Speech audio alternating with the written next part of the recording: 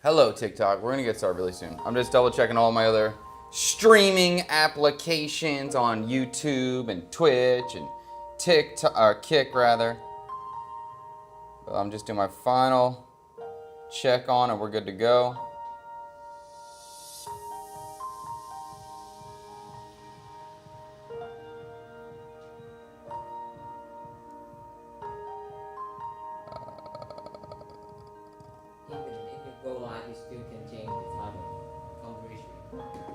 I can change the title from Restream when it's locked on. And with YouTube, you always have to activate the chat, right? Always. CKSK, Upgrade Media, what's up? Appreciate the comment. It helps me get my confirm I'm on final checks. I appreciate that. People could learn a thing from you. Thank you, man. Okay. Alright, so that means TikTok comments are working. Thank you. I got YouTube comments working. Thank you. Which usually means everything's working. Oh, but I never have to redo Twitch. Twitch always just works? Yeah. Oh, interesting. So YouTube I always have to update. TikTok I always have to update. Twitch just works. Howdy, and we got a confirmation. What's up?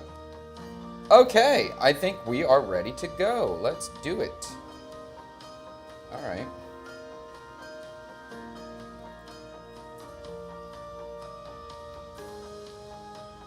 Okay.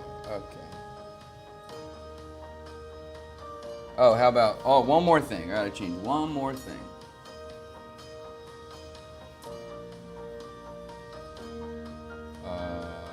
Here we go.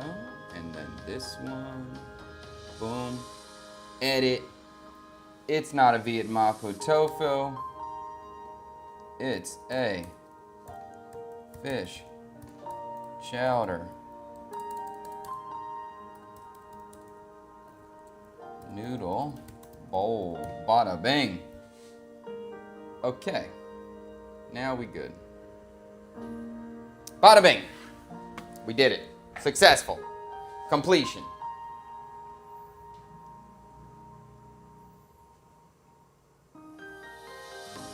I think I am officially a streamer at this point.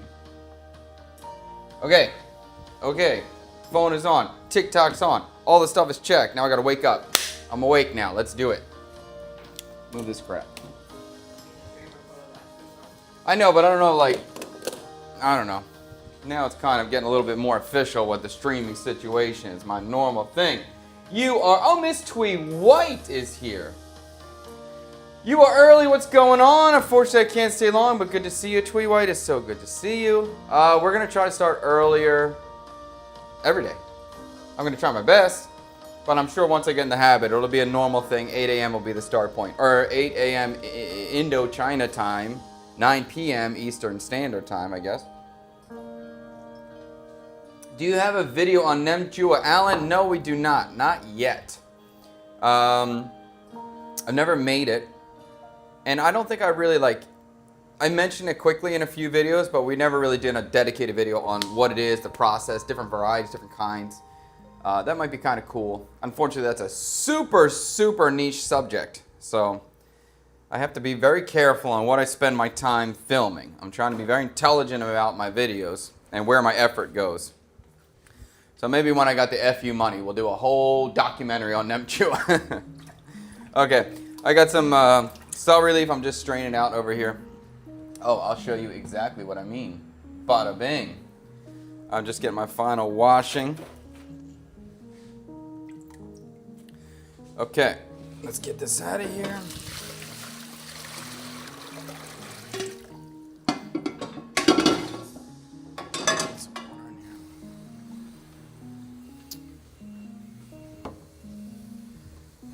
Welcome. It's an early rise for me, an early start time for me. Man, I'd kill for a Ken Burns style Decker menu on that stuff. Nice. What's your favorite pho meat, like beef or what? Beef. I mean, if we're talking about pho in general, basically we're beef or chicken. Those are two varieties. You can find some seafood ones or even some pork ones, but those are hyper niche. That's not a normal thing. So of beef or chicken, beef. Or I guess beef, chicken, or vegetarian, beef.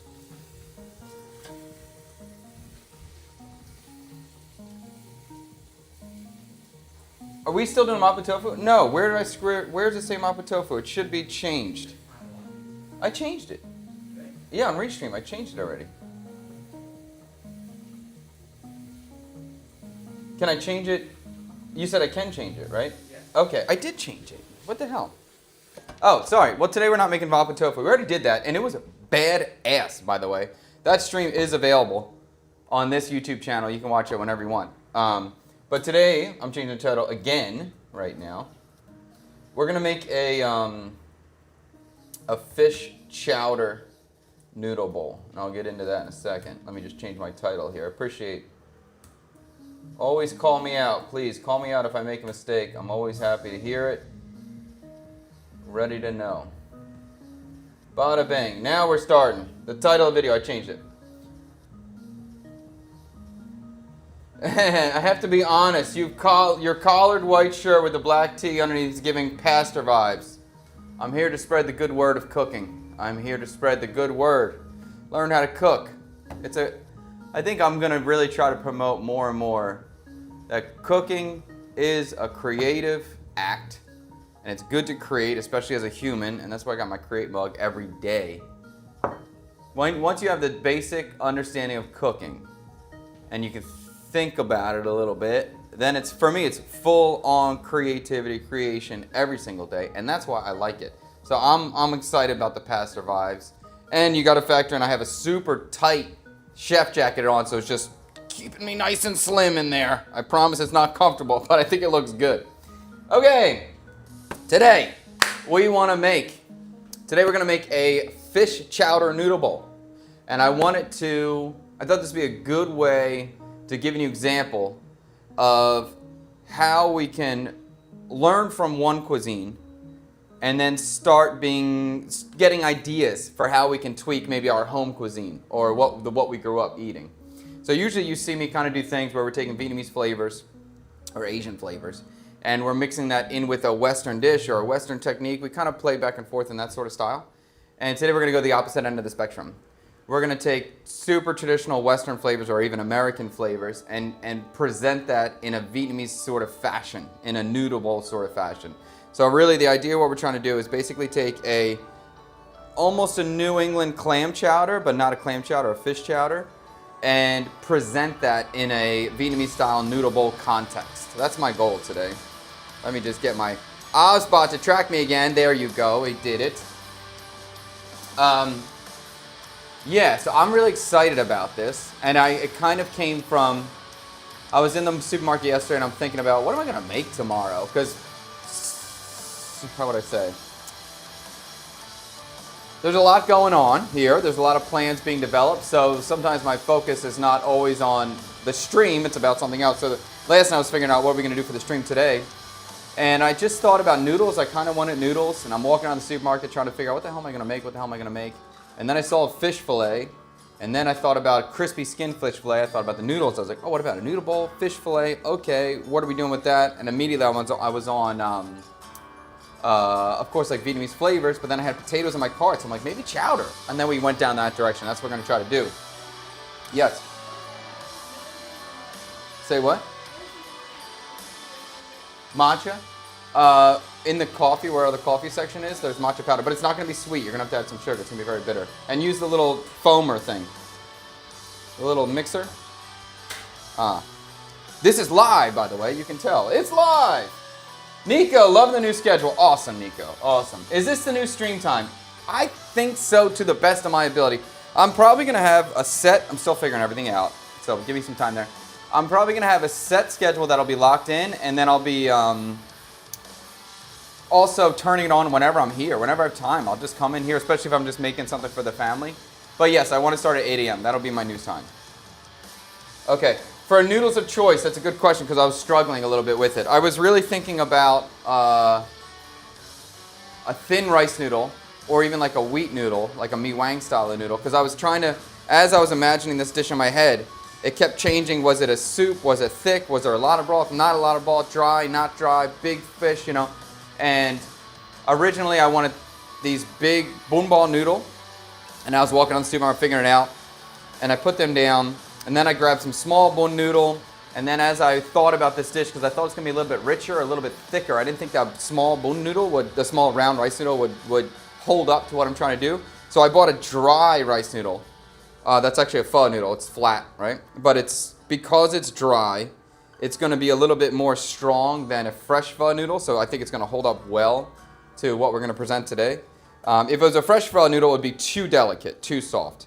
So anytime I have a dry noodle, especially when it's a thicker noodle, I like to soak it first. So this has just been soaking in some lukewarm water for about 20 minutes. And I find when you have a dry rice noodle, when it has a thicker rice noodle, when it's a thick pho noodle or a bumbo noodle, if you don't soak them, you have inconsistent cooking. Some of the noodles will be slightly hard, some will be cooked through. So it's always a good idea to soak noodles, especially the thick rice noodle. And if you're doing like the bumbo noodle, where they're really thick, you can soak them overnight, no problem. I would soak them minimum 1 hour or overnight. This thinner pho noodle, 30 minutes can be okay. Okay. So I want to get the broth started first. It's going to take me a little time. Looking sharp, Chad. Thank you, Slay Rider. Slay Rider, did you see the new episode on CKSK? If you haven't, I think you'll like it. You got shouted out a lot in there. I'm sure it'd be fun. I thought 7 p.m. I thought 7 p.m. Pacific Standard Time was cool. 6 p.m. is even better. Okay. Hey, Chef. I'm from Akira back, Beverly Hills. Whoa. Garmo, back of the house line cook, obsessed, Michelin starred. Okay, heard. Chad, chowder and noodle seem contradicting to me. I thought chowder is some kind of creamy texture. Correct. Chowder, to me, I believe definitionally wise, would be a broth or a stew that includes potato. So that definitely is something that has to be factored in.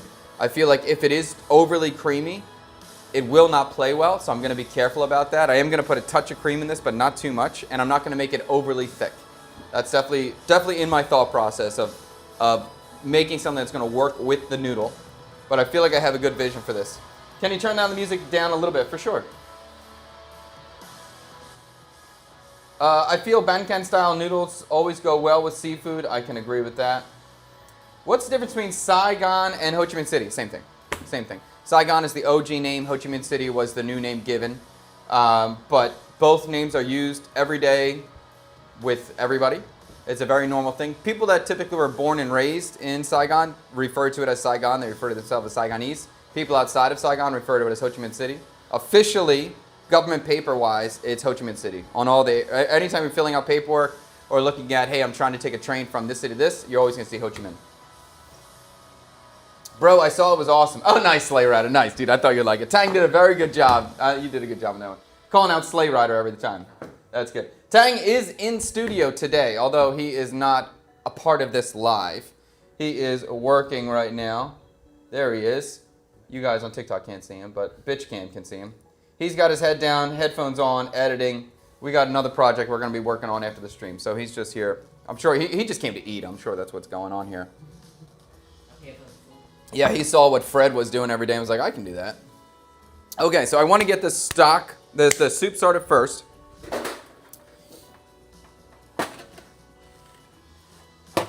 And for me, my intention is for this to taste like an American flavor, to taste American, I guess, American flavors, but feel and look Viet. And we're going to have maybe just a tiny few touches of some Asian or fusion flavors going on. But mostly it's going to be pretty straightforward into a northeastern style fish soup or fish stew or fish chowder. Okay. Let's get our stove lit. Now I have some big fish fillets. And this is gachem. This is a river fish. Is this? Yeah.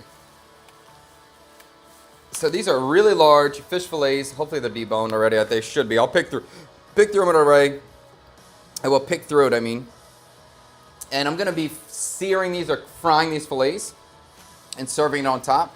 So then the problem is, if I'm searing both of these fish, I have two fillets.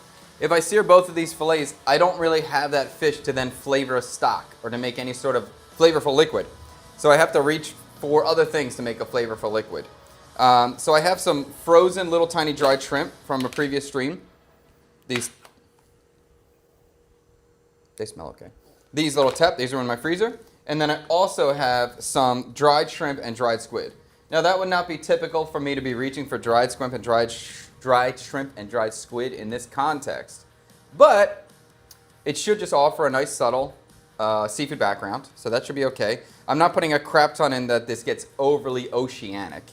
And yeah, so I think it's going to offer a nice subtle flavor. And really, I probably wouldn't be doing this unless I have previously made holteu nam bang. Because when you make holteu, you do add some dried squid and dried shrimp. That's part of the dish. And it's nice. It's subtle. So we're going to do some things to kind of bring out the flavor of that squid and the shrimp. Just a heads up, the TikTok mic sounds like it's from your phone. It's fine, just not as crisp as the apron mic. 100% BT Murphy, you are correct. It is from the phone. I'm going to work on this. I've tried a new system with the mics on the phone. It didn't work, so I'm going to get that better. And I will have a new tracking thing for the phone for TikTok streaming. So hopefully it'll be better for everybody. When I step out of camera, you won't lose me. But I just need my, come here, ObSpot. There we go. Every time I put my hands up, ObSpot stops tracking me, but now it's back. Okay, let's light the stove. So if you are watching on TikTok and you're struggling to hear it, there are other places you could view this stream if you'd like to. But if you're good with the audio, fantastic. Okay.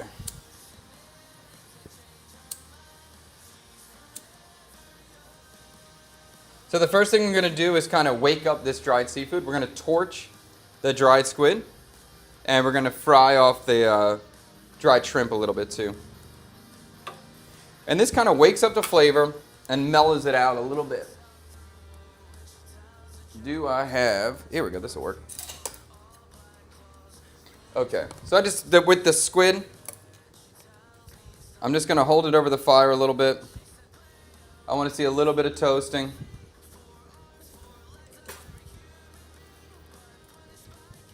And for those watching on TikTok, I'm sorry, this is the best angle I can get that's kind of got my board and the burner a little bit in the shot. But unfortunately I can't, it's too far away for me to reach it to adjust that camera. So I want to kind of see the meat of the squid, like, what's that word? Like, this is not good. Here we go, this will work.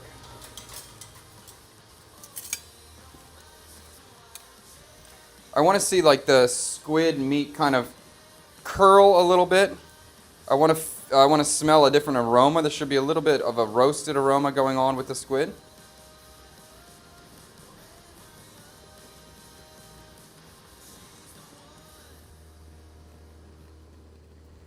And that's kind of good. It should get a little brown, should get a little toasty. I think we're close to there.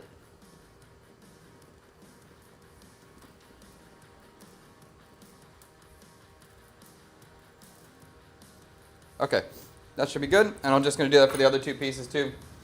Is the dried seafood pricey? Yes, dried seafood is surprisingly expensive. I guess it's not surprising when you think about it, but it's something that, you know, to me as a foreigner, I don't necessarily value dried seafood very much. To me, it's like fresh is better, but the dried definitely does have very powerful flavor. I'm getting more and more accustomed to it, more and more used to it, and maybe potentially like more excited about using in my cooking. But you got to think, you take a seafood item that has a price per kilo or a price per pound, and then you dry it, and then you reduce the weight of it by like 50% or more. So the price per kilo or price per pound is definitely going to go up. I would definitely say though, do not spend your money on large dry shrimp. It's not worth it in terms of price. It's exactly the same as a small dried shrimp. It's purely just aesthetics. Unless, of course, you're trying to serve the dried shrimp whole and that's part of the dish. There's a few dishes that are like that. Then you need to spend the money on bigger ones. But otherwise, I would just get small ones. The same with the dried squid. So I'm just kind of running this over the fire quickly, moving it around, trying to get all sides evenly until that sort of toasted, smoky aroma comes out.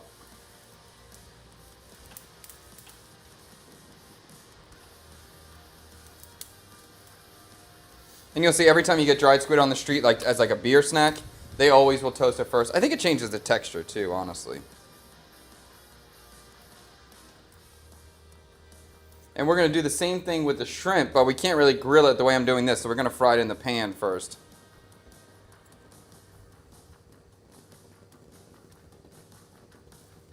But this is a really quick, kind of fun job. It's nice to move it around. And it does smell good. Now I like the smell.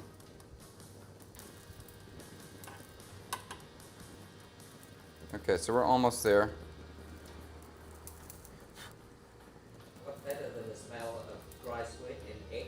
Do you like it?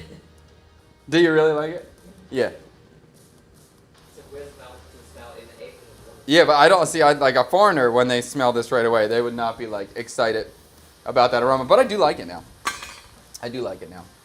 Hello, Chef. 9 days until Fretting Up and Lily get here. Wow, that's getting close. I have to return his camera before he leaves. I was supposed to do it the other day. I didn't. Do you plan to live in Vietnam for the foreseeable future? Yes. Yes. I know we made a video. The last video I posted, we were just talking about what we would miss in Vietnam. Because the conversation just kind of came up around the table. But everyone's freaking out. No, we're not leaving anytime soon. Ultimately, I would like to buy a house in America at some point. But that's not super fast. So happy you got your studio. Love watching you and the fam on YouTube. Thank you very much, Miss Annie. I appreciate that. Hope Fred can make one more appearance before he leaves. I'm sure he's busy, though. Yes, maybe he'll sneak in here. Although it's going to be an earlier time. I'm sure he won't be here today. He doesn't know I'm streaming this early yet. Yes. Okay. Let's toast the shrimp. Okay, so I got the pan. I'm going to just throw the dried shrimp in here now, dry. Meaning without oil. And we're going to toast this in the same way until we start to see it get aromatic. So the same kind of thing. I'm going the fire on the stove. And of course I'm not going directly over the fire this time, but the method or the application still works the same. Heat the shrimp up until they start smelling and look a little different. Once the color's a little different,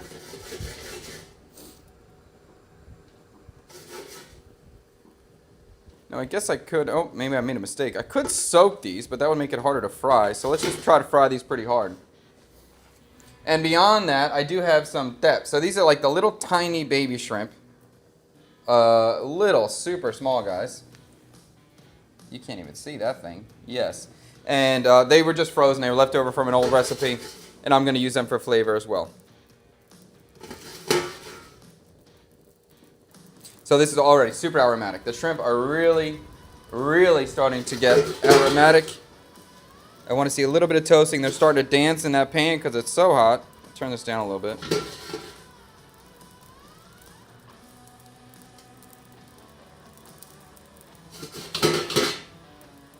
Okay, looks good.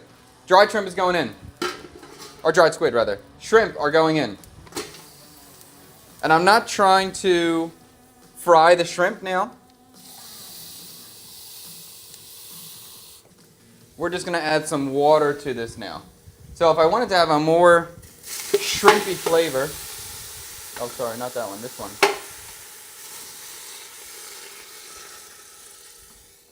I feel like if you fry the shrimp shells or even these little tiny shrimp, I'm using the whole thing, first, if you cook them in the oil first, you definitely get a very different flavor than just cooking them straight in water or like blanching them. And I don't want this to be super, super intensely shrimpy because this is a fish chowder. The star of the show is the fish. I'm just looking for a flavorful kind of overall seafood broth in the background to give me something to work with to make the sauce from. So that's why I'm not frying the shrimp first. If I was really going for like a shrimp heavy dish, I would fry the shrimp in some oil in this pan and then add the water. But as I said, I'm looking for that new kind of balanced flavor. Oh, I can't wait until my phone gets its little tracking iPod or a tracking tripod. And then you guys on TikTok won't lose me like you just did. Fish chowder noodle bowl will surely have fish mint in it, right? Big guy, you are wrong. Never. It's funny with my mom keep asking if you guys were moving back to the U.S. No, not now. Not now. It's pretty great here. The U.S. is pretty great too, although I think it's a little bit of a hard time to live in the States at the moment. All right, so the soup is working. In terms of other flavorings, in terms of other produce, in terms of what we're making. Okay, let's bring it all out so we can show you.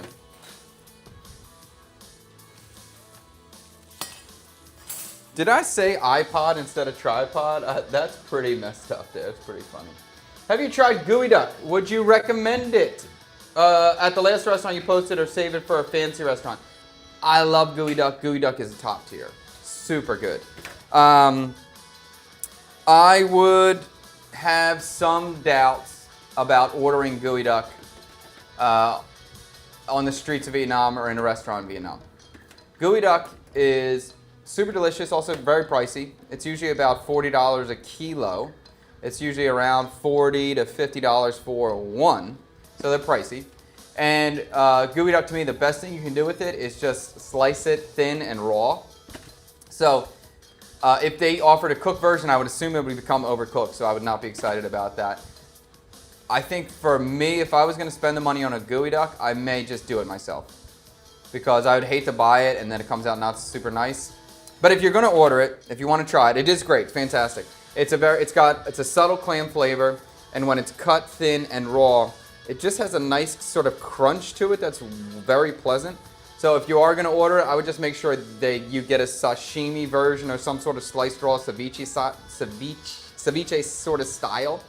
I would be looking for that. I wouldn't want to cook one. Yeah, so. Okay, where do you live? We live in Saigon, Ho Chi Minh City, D7. So as I said, this is not going to be Vietnamese flavor. That's not what we're going for. We're going for chowder, American chowder. So what we got corn. That's a good start to have chowder. We got potatoes. That's another good place to be in a chowder sort of situation. Onion, chowder, green onion, chowder. I don't have celery, but I have celery leaf. So here's a little bit of a fusion, I guess you could say, or an appropriate substitution. So this is like, really has a good celery, a strong celery flavor, but it becomes in a stem. So, for like a Vietnamese style noodle bowl, we're going to be super herb heavy, but I didn't really want to use cilantro. I mean, I was kind of there for a couple minutes. I was thinking about really like fusion-y style flavor, but now I didn't want to do it. So this seemed perfect. I found a celery leaf that's going to work, give us that herbaceousness we can add on top, but still stay within the flavor range that I want to be. Other seasonings we're going to use besides garlic and shallot, thyme, and black pepper probably. I thought something just crossed my mind. What was it? I don't remember, but maybe I'll think of it. Other thing I have too is some cabbage. So first in my cart I had some butterhead lettuce. Where's my knife, bro? In my cart I had some butterhead lettuce, but then I was thinking about that this is going to have a piece of fried fish on top, and then the sauce is going to be a warm sauce, or like the stew is going to be hot or warm. So I thought the butterhead lettuce wouldn't be able to hold up to the heat of what's going to go on top of it. That's why I decided to use Napa cabbage instead. So we'll shred this, and this will pretend to be our lettuce base for the noodle bowl, and it should hold up better to the heat that's going to come from the sauce and from the fish. And the last thing that I guess two last things are a little bit of a fusion-y element. Was I have some taro, and last week or 2 weeks ago, 6-7 streams ago, we made a flatbread. Which one was that? Oh, I think that was the tit. I think that was a tit called chung souvlaki, where we had very finely cut taro that was fried, little chips. It was great. So that I was like, oh, maybe I'll just do the same thing again. Put that on top of the noodle bowl, it'd be great. And then I bought some little tiny green chilies that I just am addicted to nibbling on, because I think it'll be nice to nibble on these as you're eating the noodle bowl. So those are our two sort of fusion-y elements that are a little bit out of left field, but will totally, completely work in this without a problem. Okay. So I want to get, the broth is what my focus is at the moment. Trying to build a flavorful broth. And I'm going to cook my corn in this broth as well to bring that corn flavor in there and also just get my corn cooked. So the shrimps are starting to boil in here. At the same time, I'm going to throw my corn inside. Purely, I was just going, do I need both? I was just going to do yellow corn. My daughter saw white corn. She got all excited, so she wanted white corn too. So let me cook. I'm going to cook the 2 yellow and the 1 white. I'll save 1 white for her. Not cooked in a seafood broth, just in case she doesn't want that. And I'm going to throw this right in my broth, whole. And I'm throwing that also in my broth whole because the husk does have some flavor. So we're just trying to extract as much flavor we can in the broth right now. Husk is in there. Let's get a lid on top. And we'll let that go. So we're going to cook this probably 20 minutes or something. And then we'll strain it out and build our sauce from over there. Chef, you are early tonight. Yes, Laura, this is going to be our new streaming time. Although you might, if I start at 8 a.m., it might take me about 15 to 20 minutes for my eyes to open up, but I'm going to start early. Would you make Gooey Duck live next time? I wouldn't make it live next time, but I definitely could take it live. Let me think about that. It's always just about the cost. Listen, if I'm going to spend $50 on a Gooey Duck, am I going to make my money back doing a stream? Can I make a video content afterwards? Is the video going to perform well enough to pay for its cost? I have to think about that kind of stuff. Have you tried Marjorie Pizza in Fumiho in District 7? I heard they have very good Neapolitan pizza. I have. I think in D7, you kind of have the battle right now between Marjorie, 4Ps, and Red and Round. And honestly, I thought like Red and Round may potentially had my favorite pizza at the time. But I don't really like the dining experience anymore. They have a new location. We just went. I'm kind of done with it. I'm not interested in it anymore. Marjorie's very good. Marjorie, the location is very pretty. You sit outside though, so if it's not a nice night, it's not going to be a nice dining experience. The pizza is quite good, pricier than 4Ps. I can't say it's like, the pizza's probably better than 4Ps, but not like unbelievably better. And 4Ps, we always have a great dining experience. So I think overall, the dining experience may be better at 4Ps, but the food, straight up food quality may be better at Marjorie. So it's kind of a hard decision which one you want to go to. And I think probably most often we would pick 4Ps. We're just going to have a good time. It's going to be a little bit less pricey. But I am curious about, I think Marjorie definitely has better pasta than 4Ps. It's hard to say. Some stuff, I've had some hit and miss stuff in Marjorie. It's definitely pricey here tonight. We went to an Italian restaurant, spent $145 with a tip, had 3 meals. One of the meals we bought home to the teenager. Yep. And was that like a nice Italian restaurant or just kind of basic Italian? I really want to do a paid cooking the comment consisting of snake fish mint with the emotion sadness. That would be rough. The snake, I would hate that so much. Are we expecting a barbershop video soon? I just got a cut. No, I didn't do it. I had to get a new haircut for Tang and I were shooting something. So it was last minute. It was like already at the end of the day. I worked my ass off this day, but I did get it cut. Can you tilt your tracking cam up just a hair? We'd like to see your dashing hairline. Are you not seeing my dashing hairline? You know what? Actually, I can't. Not easily. Maybe on the next stream I could adjust it, but at this moment I have to take some things apart and put it back together. I've been following the homeschooling debate, and I think a lot of people are projecting their own fears and applying American assumptions to a completely different culture. Yeah, the homeschooling debate is quite interesting to me.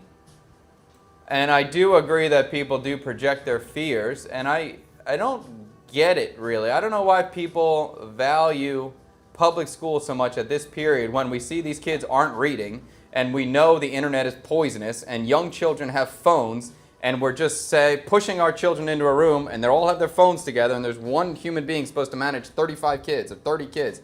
They can't do a good job. It's impossible to do a good job. Why am I throwing my kids into that section? Okay, what brand are your knives? Many different kinds. I have many styles of knives. The one you always see me use is a Suisin, S-U-I-S-I-N. But when I was younger, my ego would have been high and I would have knife debated the hell out of you. As I get older, I'll tell you, it don't matter. Just sharpen your knife. It don't matter. Kids are constantly surrounded by family, neighbors, community, activities, and friends. School isn't the only place where socialization happens. Yes, 100%. And also, why kids associating just with people their age? Why is that the desire? Isn't it good when kids hang out with adults and have to be mature and respond and act positively and know how to control themselves? Anyway, it's nice, but not super fancy restaurant. Yeah, so super expensive. Okay, stock is rolling. I got my Create mug. Create. I love to create. What are we doing here? Let's get the potatoes going. Let's get some onions cut. Let's get some shallots cut. Let's get some garlic cut. Okay.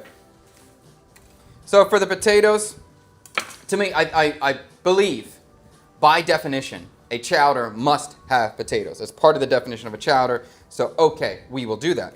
And also, I'm going to try to use the potato as a thickening for the chowder. So some of these potatoes I'm going to cut with the intention of you feeling it, with you feeling the texture of the potato. And some of the potatoes I'm going to cut with the intention that they melt into this soup, that they completely give off their starch, because I want the potato to naturally thicken the soup. So I'll go ahead and cut them first. Okay, let's get a peeler. I hang out with adults and still don't know how to be mature.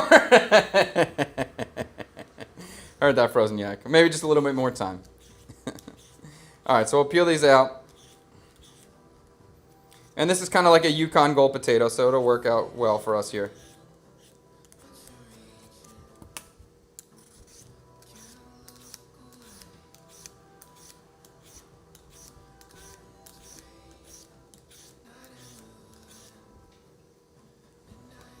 I just kind of thought, I'm just debating, do I want to have some of these potatoes kind of fried on the side? If I put the crispy tower on top, I'm going to have a crispy texture, so I don't need more crispy texture. Yeah, I guess I could just have some boiled potato in there. That's okay. Yeah. Okay, let's do it like that. Let's do it like that. Maybe one more potato. Again, I want to start pushing or promoting, like, cooking is creative. At the high level. When it's at the high level, it's pure creativity. It's pure excitement and fun. And you see me. I hope you can see that I'm constantly working my way through everything I'm doing, thinking, changing my mind, imagining, changing. That's the cool part. And cooking's cool because you get to create every day, and then you get to eat it. And then tomorrow you get to try again. You know, if I'm building something out of wood, it just takes longer.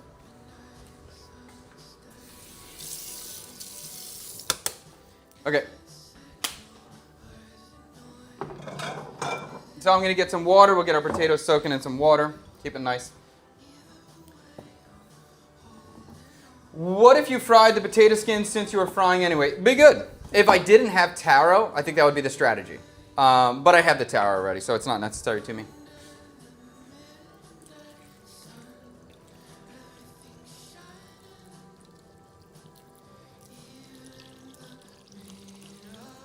And honestly, the fried potato skin might even be more appropriate than what I'm doing today if I was trying to stay purely in the American flavor. If that was really a challenge or a requirement, that would work. That would work. And might even be fun. It would look nice. Good idea. All right, so I changed my mind a little bit. I'm going to cut the potato super small. All of it super small. And we'll add it into the broth right at the end, so they can release some of their starch. And I'm okay if they start to break down a little bit. Actually, I'm going to make some of them a little bit bigger. Okay. Let's think. Okay.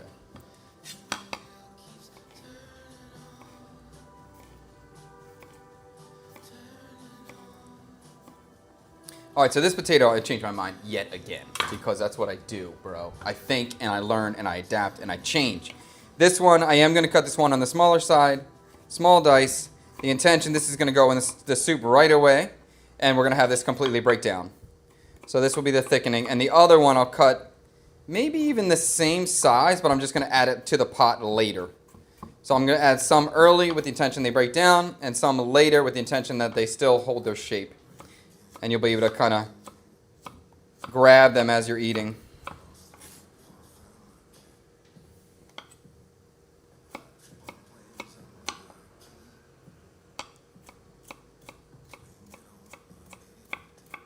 So I can really start to smell that shrimp and seafood broth in there. It's definitely coming out. I agree with Tui. I have a lot of American assumptions. I feel like here in the States, if you homeschool your child, there's an assumption your child will be weird. Yes, there is that assumption. Absolutely, there's that assumption. 100%. And I mean, and that can happen for sure. Like, homeschooling doesn't mean good or bad. It depends upon the parents' ability, the parents' focus, because you could easily just homeschool your kids and not do anything. So it really is an open book in how you do it. It's your responsibility to do it well. And definitely not for everybody. Okay, so we'll throw these potatoes in their own little container separate.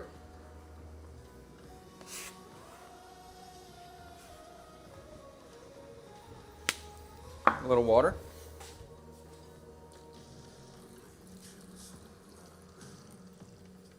Wow, this broth is highly, highly, highly aromatic. Let's turn it down, boiling a little too heavy for me. And we'll give it about 5 more minutes and we'll pull the corn out. How would you go about teaching your children about flavors? What concepts would you emphasize? I keep asking them, what do you think? What do you taste? When they say they don't like it, why don't you like it? I always need that. I always need an answer. Tell me why you don't like it. Whatever they give is fine, but just for them to start thinking critically and not just simple a statement as, I don't like it. Or in this opposite, what do you like about it? You know, just so they have to answer the question in more detail, so they have to think. And when they think, they start putting things together. And I think it's working. So I guess what concepts would I emphasize? Taste. Taste. That's what I would emphasize. What are you tasting right now? Do you like it? Hold on. Oh, yeah. Okay. All right, so I'm going to cut it the same thickness as the other ones, even though that first cut was a little too thick. But I'm going to cut it a little bit longer, almost like a short, fat julienne, so that, because we're going to eat this with chopsticks. So it's easier to grab than a tiny little cube. So that seems to work out for me well. This little... Perfect. Look at that. Oh my God, look at that square. You can't even see it, but that's a beautiful... You can't see it. That's okay. But my knife cuts are good. And I'll tell you what, it feels pretty good when your knife cuts are good. As a young cook, I definitely had a lot of pride about that, and I spent a lot of time trying to be the best, having the best, tightest knife cuts in the kitchen. Which is one of the reasons why I love this knife so much, because it's super thin. The thinner your knife is, the easier it is to cut things thin. You have a thick, fat knife, you have a German steel knife, it's hard to make beautiful, accurate knife cuts.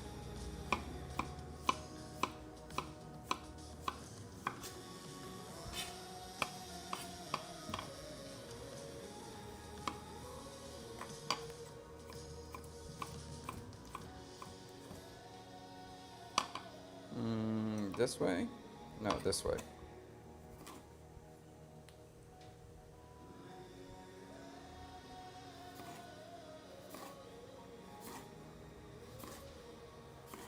Okay.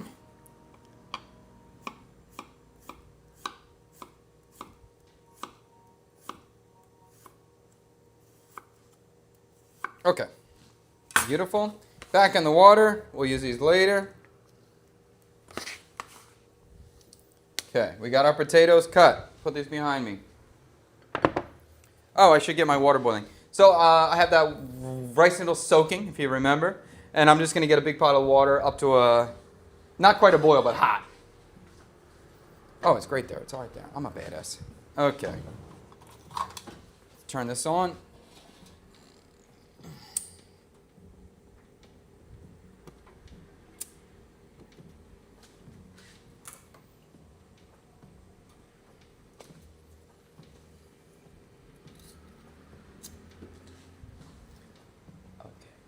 Okay. Bada bing. So with those rice noodles, if you're making a noodle bowl where you're having sort of a dry noodle, you're not having a soup, you want to make sure you cook your rice noodles probably about at least 15 minutes before you want to use them, because you need to cook them and they need to drain. and then it kind of needs to dry out. So you don't want it, because otherwise the noodles are super wet and they will dilute your broth or your flavoring liquid, whatever broth or sauce or soup you're using. So you need to cook them and let them dry out. So I got that water going on. Weird is good. Laugh out loud. Think about the box where your kids end up doing. Hence, my kids were never my kids were homeschooled, but my son is one of those kids. Reminds me of Tree. Creative chaos, yes. It's quite difficult sometimes. But I do agree. Weird is good. I like weird. Not too weird, but a little weird is a good thing. I definitely don't like boring. Boring is the opposite of fun.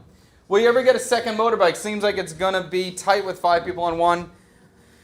I think we're there.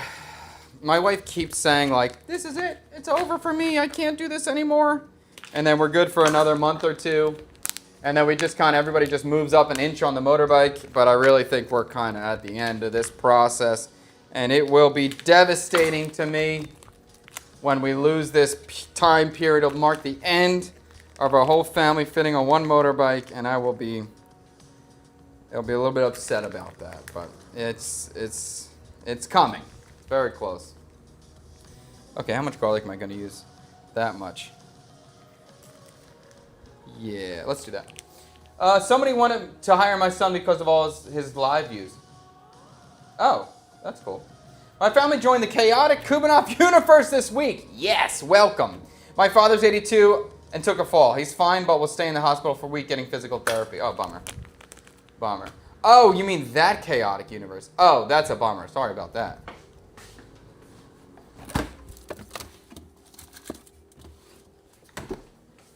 Hopefully we're through that time period, though, and the chaotic cloud from the universe is over, hopefully.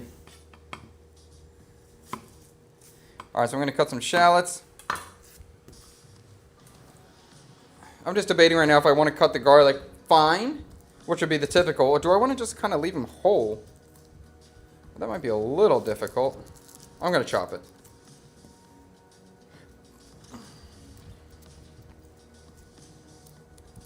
Oh, maybe I want, Just thinking about the onions, too. You know, as I'm thinking about this, like, maybe you see me kind of just in thought, but I'm thinking about eating it. That's what I'm always doing. I'm imagining eating it. And, you know, if it's in the bowl and I got my chopsticks and I got my spoon, do I want to have, like, little brunoise or fine cuts of the onion and shallot, or do I want it to have long slices so I'm actually grabbing them with the chopsticks? I think it's probably that. I think I want to have the big slices.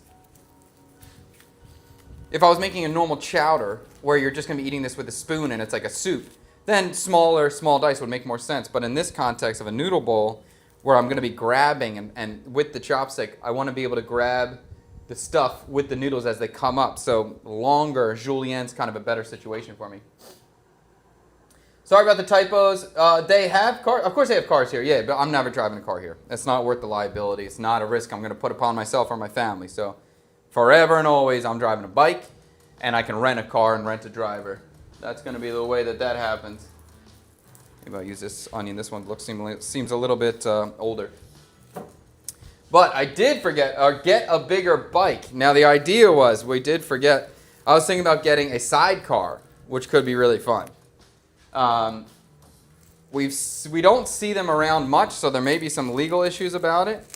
And then that also definitely changes how maneuverable the bike is, because right now when you don't have a sidecar, it's so easy to park anywhere. You pull up on the sidewalk, everybody moves your bike around without issues. We got a sidecar, it's going to be a little bit harder to wiggle the bike around, but it would be pretty cool. It'd be pretty fun.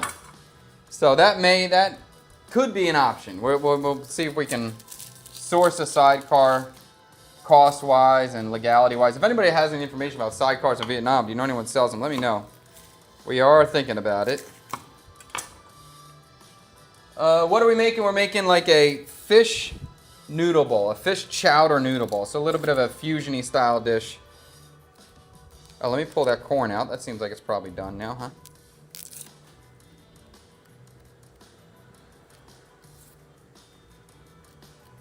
Sometimes onions are stubborn. Just get out of there. All right, let me pull the corn. We'll pull the corn, we'll let the corn cool down, and then we'll deal with it.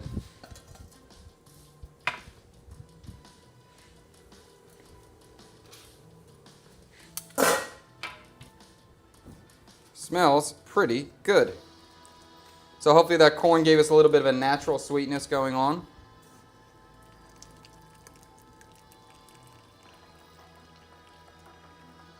And again, I want all this husk water to drip into here. I think that the corn will give it some flavor, but the husk does give it flavor. So when I'm trying to flavor a liquid, I do always cook the corn inside of the husk. All right, put that behind, let it cool. The only thing I'm upset about that I didn't find yesterday was lemon. I really thought lemon would be nice in here. I do have some pickled shallots and pickled garlic, so I may put that on top for a little acidity. But the lemon would have been kind of good.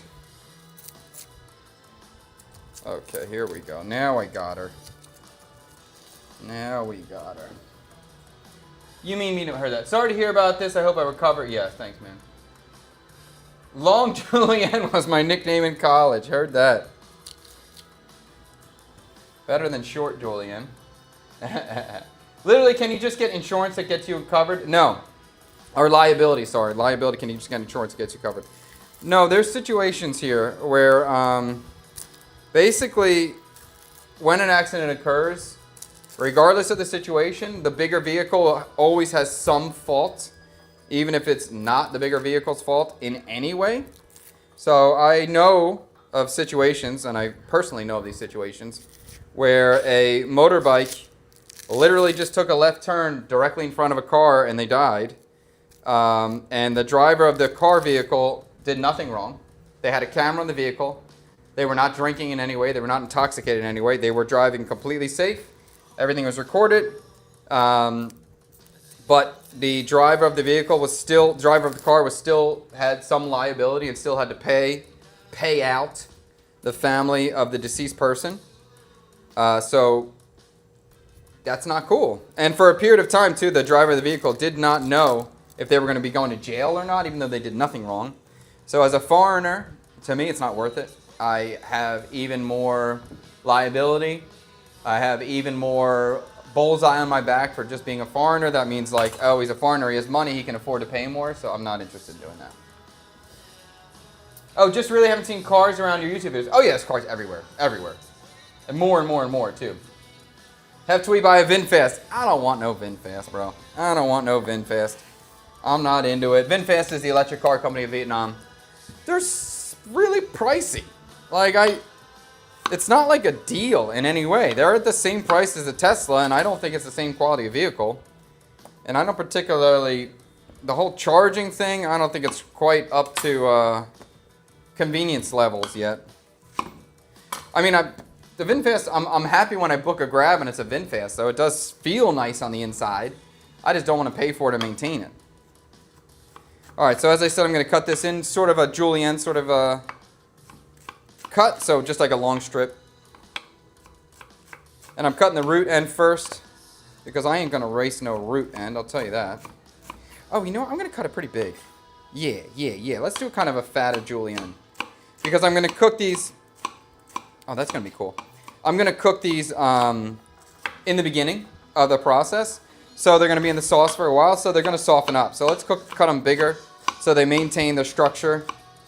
And this will almost become like an onion gravy or an onion chowder when I'm cutting them this big and they're this pronounced.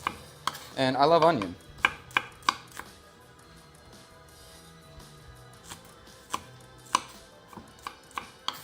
Shallots will cut the same way.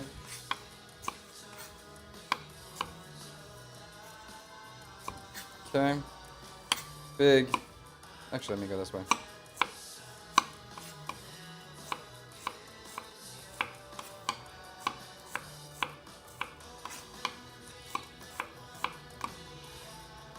Okay. Garlic would just be a rough. Like basically cutting the garlic in thirds or quarters. That's it. Still have that chunky. Okay. All right, we're good on those aromatics. What's the next thing we can cut? Let's look for more cutting stuff. Onion will wait. Cabbage will cut.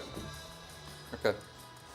And the cabbage is going to be raw at the bottom of the noodle bowl, so I do want to cut it thin. Car is only super good if you do traverse or work a lot or do a road trip or really enjoy driving. Otherwise, motorbike is still king in both the north and south. 100% agree. And I do enjoy driving, though. It would be nice to do a road trip. But it just doesn't seem worth it. It doesn't seem worth it in terms of liability, and we can always rent a car. Renting a car, renting a driver is not a lot of money.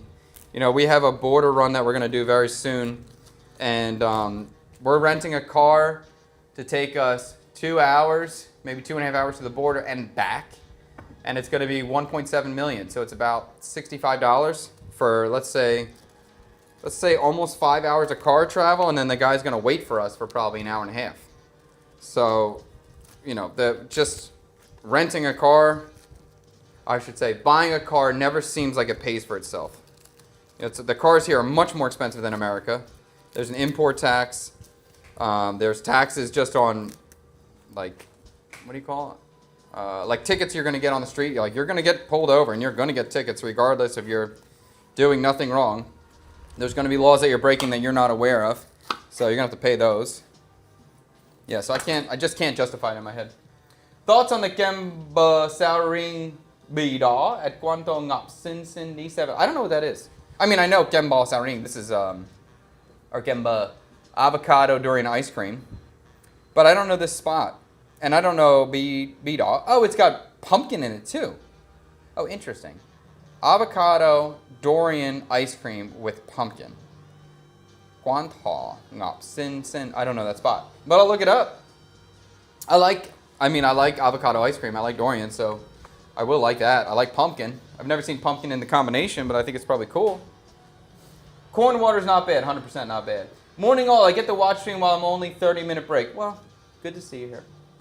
Are there Western ingredients that you are constantly substituting in your cooking, similar to celery leaf? You mean Western? Oh, I see. I can get normal celery, by the way. I just didn't want it. I thought the celery leaf would be nice in this context, but normal celery works out. That I'm constantly substituting? Not really. I would say maybe certain cheeses. Like, I can't get American cheese. That sucks. Like real American, not a single slice. Real American cheese.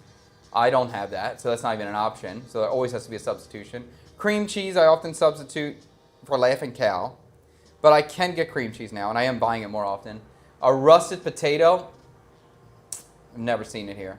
So you can't really sub a russet. You know, the other potatoes don't work like a russet does, so I just can't do it. I have to do something else. I'm sorry, too. As I'm cutting this, the bottom of, oops, sorry, not that one. That's the one. As I'm cutting the bottom of the stem, I'm going to cut this ultra thin. And as I get higher up on the actual top end or the lettucey end, I'll cut that fine, or thicker. Because the stem has so much texture, I don't want to deal with that much texture, so I really want to cut as thin as I can. And as we get up, I can cut it thicker because it's a little bit fluffier, a little bit softer in texture. So just thinking about it as I do it. Like that. Seems good. Okay. So to answer that question clearly, no, I don't think so. That in terms of substitutions, not really. What age do you have to be to drive in Vietnam? I think it's 14. Is it 14? Yeah, 14 with under 50cc. Yeah. So 50cc motorbike, you can drive at 14. And then older than that, I think it's 16 for 100cc and up. 18 for 100cc and up? Yeah. I've seen young kids drive a big motorbike. And then also, any age can drive an electric bicycle. So basically, we're all in the same spot. The electric bicycles and the motorbikes are on the same vibe. So I've seen like 9-year-old kids zipping around on an electric bike just right next to me. So it's like, that law doesn't quite, there's definitely a loophole in that law for sure. I see the Honda Icon E at like 15 million VND. Oh, okay. I think VinFast bike is relatively cheap compared to a motorbike though, no? Like compared to a Honda Vision? I don't think so. I haven't seen the VinFast bike in terms of complete cost right now, but a Honda Vision's pretty cheap. Honda Vision, a brand new Vision's like 25 million. So it's like a little less, maybe it's like $900 for a bike that's going to last 25 years. These Visions, they don't die. They keep on going. My first bike, actually it's not my first bike, it was my wife's bike that she was gifted in high school, is still pumping and is now I can't even say retired to the countryside on the farm. It's a working motorbike on a farm right now, more than 20 years later. So those things last. The e-bikes, we'll see. My water is now hot. So we can see, TikTok, you can't see, but the water's over here and it's hot. And it's not boiling. It just has a lazy bubble. So you guys can see this. I think it's very important when you are cooking rice noodles. The secret is do not boil your rice noodles. They will turn to mush. I learned this lesson many times. And so really all you need to do is have a lazy bubble, a lazy simmer like this. And then you just need to throw your noodles in. So let's look at these noodles. So we have the noodles that have been soaking. This is that dry pho noodle, so flat rice noodle. It's been soaking. They're very flexible now. And we're just going to put the rice noodles into the water. Okay.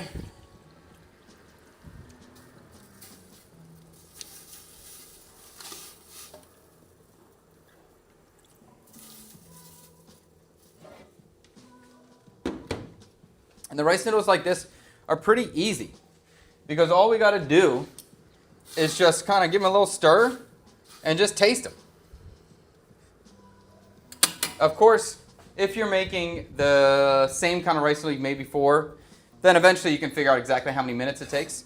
But with a new brand of rice noodle, a new shape of rice noodle, you just literally look around or stir it around and taste it every once in a while. And when the texture is there, you're good. That's it. Pretty simple. And if it's a thin noodle, it'll be really fast. A thick noodle, a couple minutes. Like not long, nothing hard. Keep tasting it, you'll find the texture. The only thing you need to be aware of is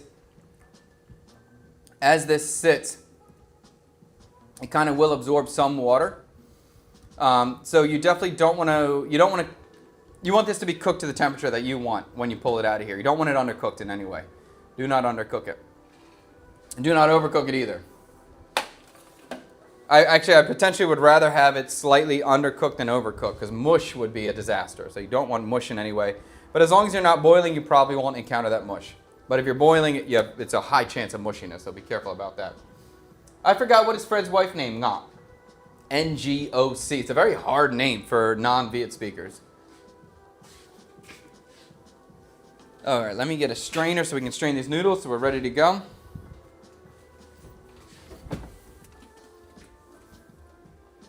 Yes, my wife moved my stuff. That's amazing. I love that. Okay. No Tang to help you today. Tang is here, but he is locked in, head down, focused on the edit. We have something we're going to work on later today. But Tang likes to get here early. He likes to not drive in traffic.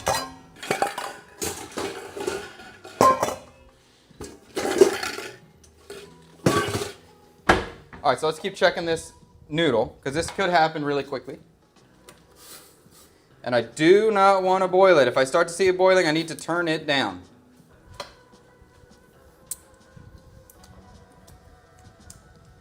Close. Close. At this moment, it's stretchy, it's chewy. It still has a tiny bit of al dente kind of to the bite texture. I don't want that. Oh, it's really close. I'm talking a couple seconds. So we're going to strain this right away. Or we're going to strain this immediately. And as we strain it, we want to cool it down immediately. We're going to cover it with water. One, to wash all of the starch off of the noodle. And the other is to cool it down quickly so it doesn't continue to overcook and doesn't get mushy. Any thought about using a potato noodle for this dish? What kind of potato noodle are you imagining? Is there a noodle that I don't know about? Like a glass noodle? Like a sweet potato noodle? That could be okay. Or like a gnocchi kind of thing. Let's go, chef. What's up, Op Grab?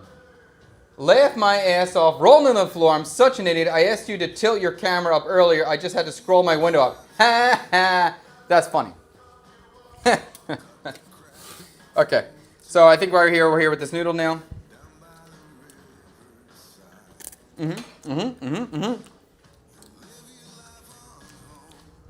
Just cooked through. It's good.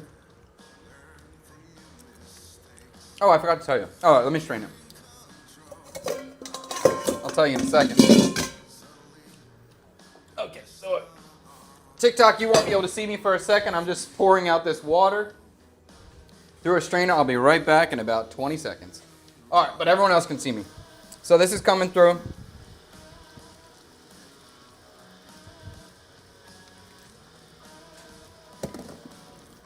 What up, Liam? Good morning. Bright and early today, huh?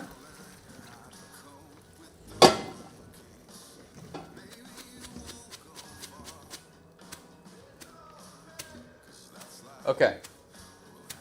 TikTok, I'm coming back. 1 second.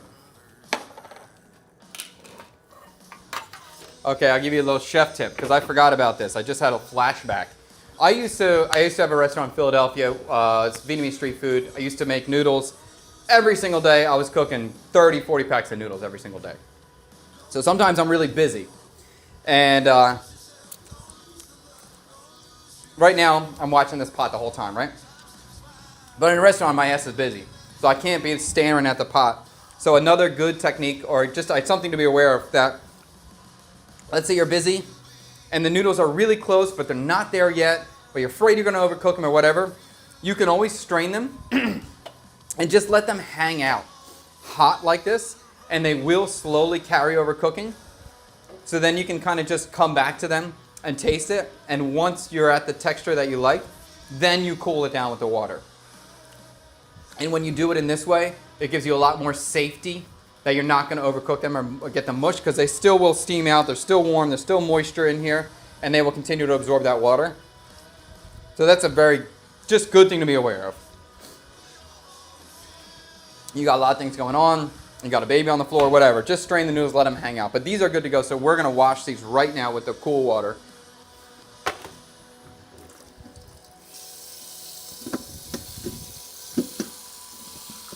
Okay. And I just want to get these covered with water. TikTok, I'm going to be right in back. You can't see me right now. But we're just going to wash these with the cool water until the temperature is brought down. And again, we're cooling these noodles down to stop the cooking, and we're also rinsing off all the starch on this noodle.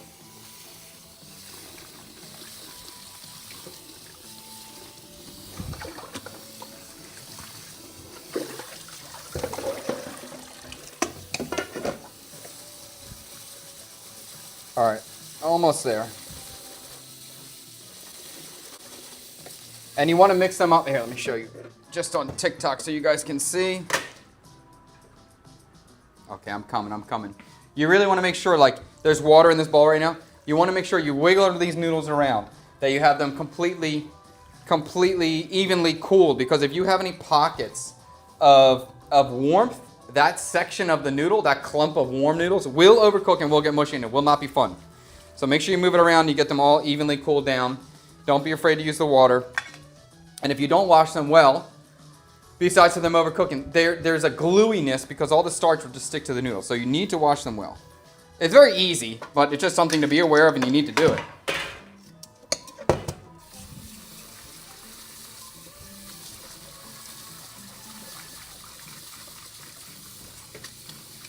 Okay, now we're good. Hello, JD. Good morning, my sweet girl. Daddy making some noodles today. It's gonna be a good breakfast, noodles and fish. That sound good? So now we can see. We have the noodles here, and like when I grab them, right? They're kind of really loose. They don't stick together, and that's perfectly fine in a soup. And that's kind of what we want in the soup. But in the noodle bowl, we kind of get that clump of noodle where, one, it makes it easier to grab and portion when you're doing it. And also, right now there's a lot of water on the noodle. If we added our dressing to this, it would be watered down. So what I always say, we're going to let these hang and dry. And whoa, there's a lot of water in this pan. Hold on. That's a lot. We're going to come back. If we let these sit for like 10 minutes, you're going to see, then they're going to kind of clump up and get real sticky. Stick to themselves, and then we'll grab a handful like you would normally do for a noodle bowl. So you always want to kind of cook the noodles ahead of time and give them time to dry. Okay, cabbage is cut. This seems like maybe not enough cabbage. Let's do a little bit more cabbage. Let's do a little more. JD, I got some corn too, honey. Can you use any kind of fish? Absolutely, absolutely, no problem. You could use no fish too. You could use squid and shrimp or chicken. Totally versatile. I'm amazed how you can park in the garage and can find your bike with thousands in there. I would lose my bike the first day. It's really funny. It's really funny. And at least now the new bikes, they have like beepers on them with your key card. So like not like an alarm, but like a little beep so you can find it easier. But when I first got here, the bikes didn't have that. And I definitely was walking around a parking lot many times for a long time looking for a bike. This is cabbage, baby. Yeah. Huh? I got corn for you too.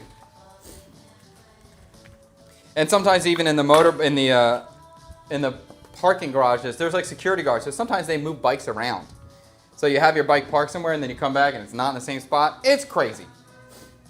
Husband got rear-ended this morning at 5:30 a.m. on his way to work. He's fine, thankfully. I had to bring his tools to get his car movable to bring the car home.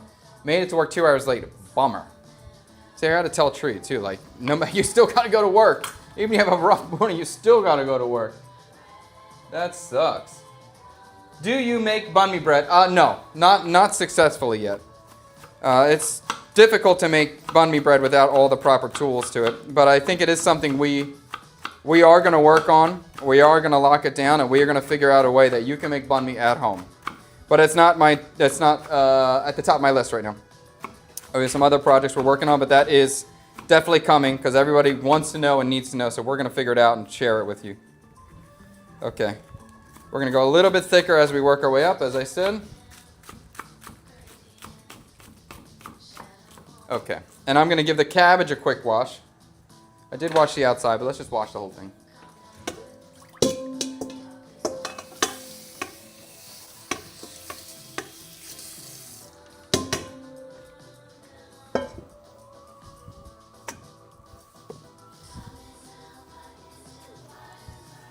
Huh? In that pot? Yeah, there's water in this pot right here.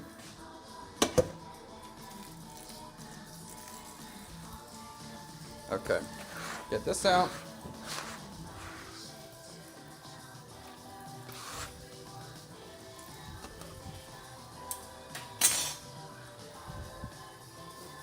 Any chance of Fred visit before he goes back to the U.S. with his family? I'm not sure. I would highly doubt it today because we started early and he doesn't know we started early. But if he turns on his phone, maybe he'll come by. I think he's going to like this dish too, so he might come by for this. Love your chef coat. Thank you so much. The potato noodles I'm thinking about would be thicker and have a little chew to them. I hear you on that. I think that'd be something I have to hand make, so I'm not doing that. What's up? Is it spitting? Okay, we're going to start reinforcing our broth now. So if you're just tuning in, we have a pot right here that has shrimp, dried shrimp, and dried squid as a little, Yeah, as a little bit of a quick broth, a little bit of a soup base that we're going to build from. I also cooked my corn in this water. There's no seasoning in this yet, but it's a very light broth. Just kind of really smells like shrimp, basically. Seaweed. There's some dried squid in there, so that could be it. All right, so I'm going to get some pork fat. Oh, I could crisp that up, too. Oh, let's do that. Let's do that. Okay, that sounds good. Okay, so I was going to just use straight pork fat, but I'm not now. I have some, after I rendered out all the pork fat that I had, all those little bits of fat left over, I have in this container right here. So I'm going to take these. We're going to fry them first. They will release some pork fat as well into the pot. And then we'll take them out, save them for the end as a garnish, and we'll cook everything else in the pork fat that's left over. So this is going to kind of give me like a little crispy topping as well. So we'll have the crispy taro and we'll have some crispy pork fat. This is always good. This is always just a little powerful bomb. I don't think you want too much in a bowl, but 4 or 5 little bits It's fantastic. You can kind of think of it as like a little piece of bacon almost. All right, so let's get this on the stove. We'll start frying this out. We'll try to get these rendered, and we want to get them a little bit crispy.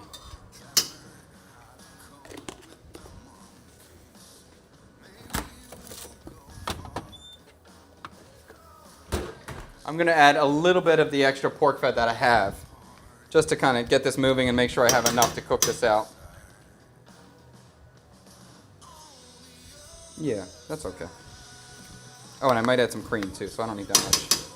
Okay, that's cool.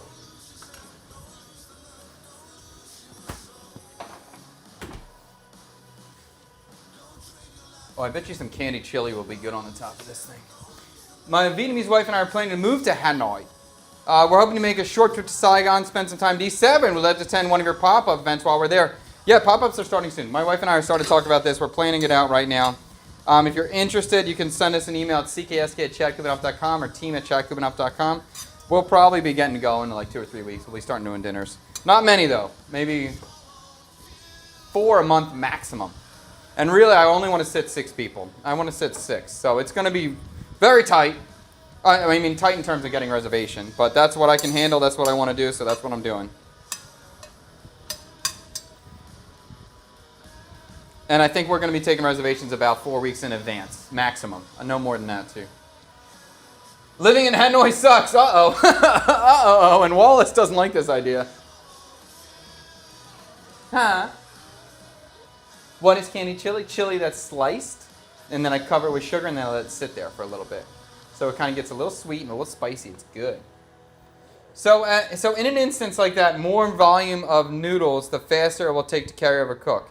Correct. Correct. Yes. It holds the heat longer. It will cook faster.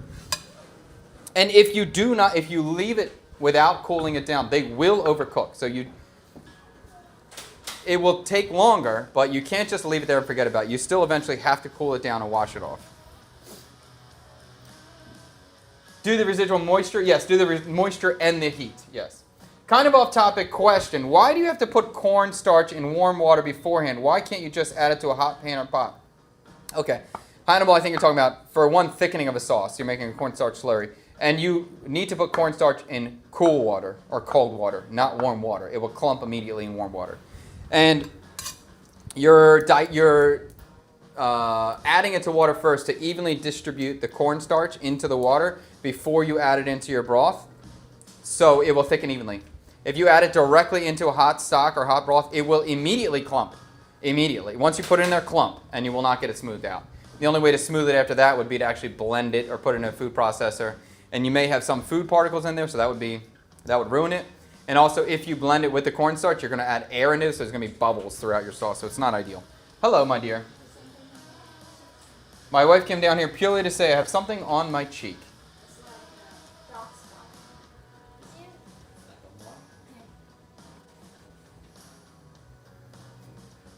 Thanks, Mom. Huh? It's just makeup. Oh, yes, that was my makeup routine I did this morning.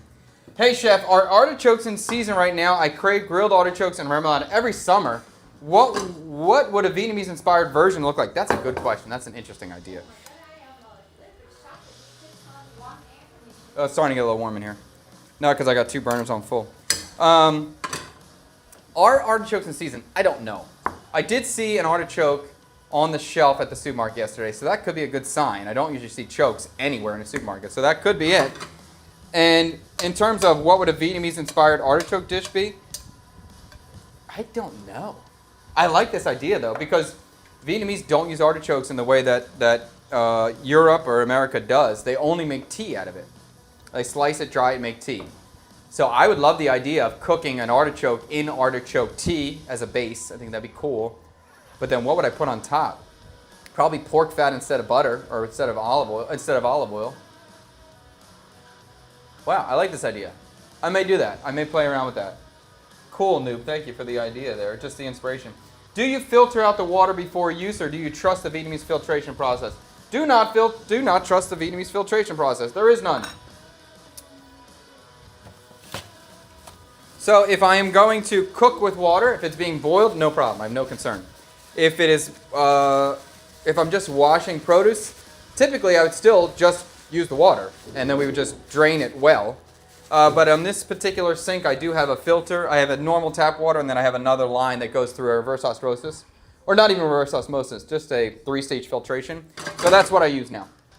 And the 3-stage filtration I use basically anytime I'm trying to wash something at this point, or drink it.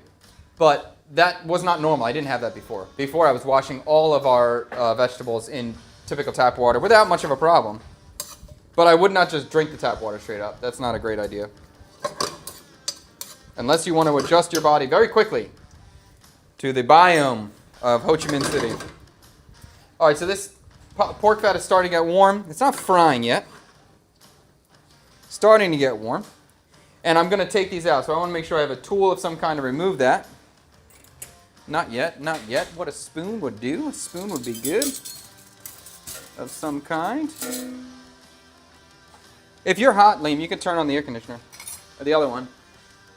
Are you okay? Oh, here we go. I'll use this spoon. That'll work. And again, so we're going to cook this pork until it gets crispy. I want to see crispy, toasty, super nice. Bubbles going on, then we'll remove it.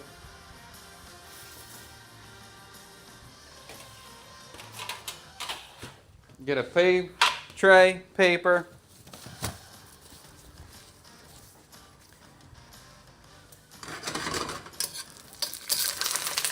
There was water on my spoon.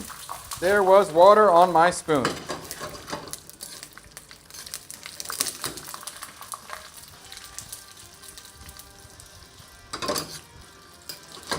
Okay, I can see the color on the pork fat is starting to change. That's a good sign. It's starting to get a little bit of white. I know we're getting hot. We're starting to fry now. But we're going to go a little bit longer. There's still some like just fatty parts. Chef's shirt is great fit. Not that you're fat, but it slims you out. Yes, it does slim me out. By force. But I like it. Do you have room for me, Chad? Sleigh rider? Not today. Have you tried El Gacho near Crescent Mall? Rare to see a steakhouse like that in the area. No, I haven't tried it yet. I haven't tried it yet. I know it's pricey. Have you been there? Do you think it's worth it? I don't know. It seems like it has pretty decent reviews, so it's probably pretty good, but we haven't gone yet.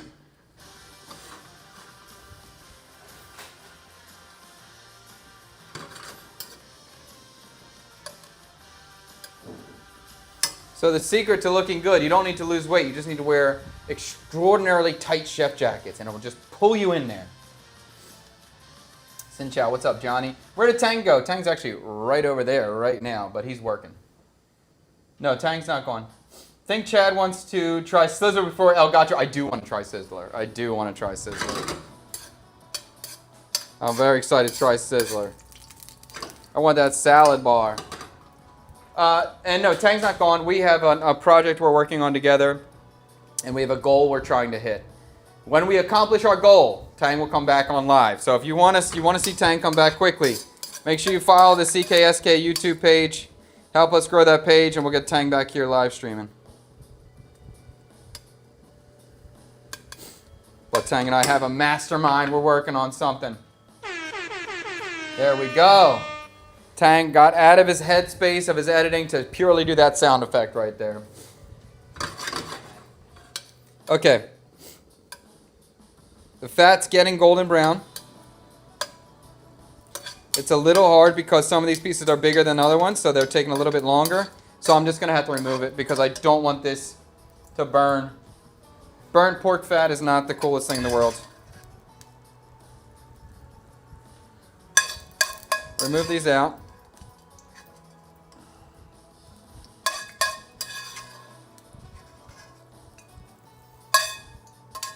All right, so I have a little bit, I'm not too worried about a little bit of particulate in there at this moment. Maybe that big one I'll take out. And now we're going to throw in our onion, our shallot, and our garlic right into the pan. By the way, TikTok viewers, I hope in about 3 days I'll have a new tripod so we can get some tracking on that phone so you guys will be able to see much more than you're seeing now. Okay. Board's clean. Pork fat's back. We're going to have to clean that corn. I'm going to strain out that cabbage that we had. Yeah, let's strain it. I do it here? Yeah, let's do it right here. Oops. Let me bring you along with me, YouTube.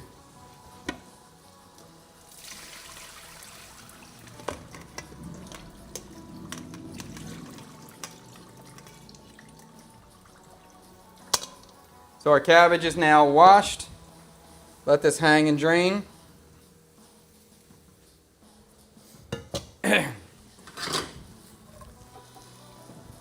We're going to fry off these onions. I'm going to throw in these little... Actually, I'll wait. I'll wait until... Because I'm going to add the potato water into this too. So we'll wait until the onions are cooked to the point we want them. Also... Oh, awesome. I'm literally drooling just thinking about it. I'd love to see your take on it. If you made remoulade, what Vietnamese ingredient would you swap in or add for remoulade? Oh.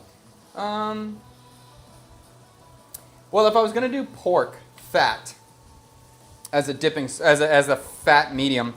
then that would mean my remoulade would have to be hot. So it would be kind of more mayonnaise-like. Or sorry, hollandaise-like. So I'd probably make like a... I would make like a pork fat hollandaise. Garlic, chili. Raw garlic, raw chili, raw shallot. Maybe a shit ton of herbs. And that would work out. Maybe some fried crispy garlic on top. That would be cool. There'd be a lot of options. Is the Vietnamese corn just as sweet as American corn? No. Not as good, but it's pretty good. Pretty good. And it's pretty much available year-round. But it doesn't beat Jersey corn or summer corn that we can get in the States. That's the best there is. I'm going to season this with a little bit of salt.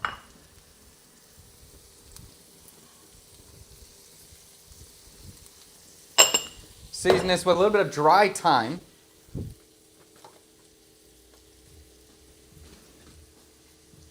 I'm just looking down here. What else I got? Okay, let's do a little bit of chili flake. Celery seed. Freddie just gave me some celery seed. Let me see. Okay, thyme is definitely going in. And I had some fresh thyme, but I'm killing that plant. I feel so bad. I just bought it and it's dying on me. So I might have to buy a new one because I want to have fresh thyme. A little bit of chili flake. I'm not trying to go crazy. I'm just trying to get a little seasoned. And I just want to smell this celery seed and just see if it feels right when I smell it. I love celery seed, and I haven't used it in years. Freddie just gave me a bottle. Luckily, he doesn't know what to do with it, so I'm so excited. I think typically for me, celery seed, chicken salad and celery seed is such a good combination. That's always what my mom did, so that's very nostalgic for me. But I think celery seed is highly underrated. I'm doing a little celery seed. Okay. Let's mix this up.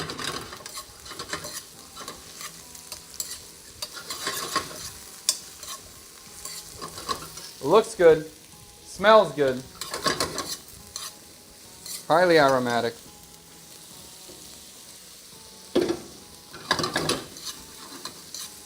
Get rid of this big boy pot. We don't need that anymore. Keep the stove nice and clean.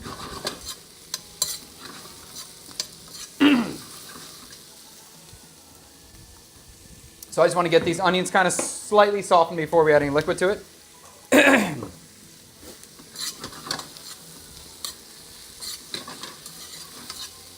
Really exciting. If I had any lemon, I would add some lemon peel right now. I just don't have it.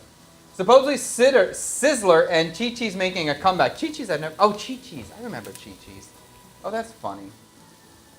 Like a motion sensor tripod situation. They have some like face tracking tripods now. They're pretty inexpensive. And it seemed like a simple solution that will make the TikTok stream much better. Because I just can't touch the phone. It's too far away. Can you buy pork fat like lard in a container? I can't seem to find it anywhere in the supermarket. Yes, you can, of course. Not of course, but yes. Let me see if I have that container in here.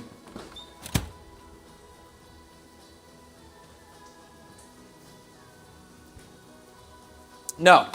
I think I might have it in the other refrigerator. It's at most King Foods now. It's at most Co-op Marts. And I think even Winmart as well. So you should be able to find it in the refrigerated section. I believe it's Meat World brand. The label is kind of red.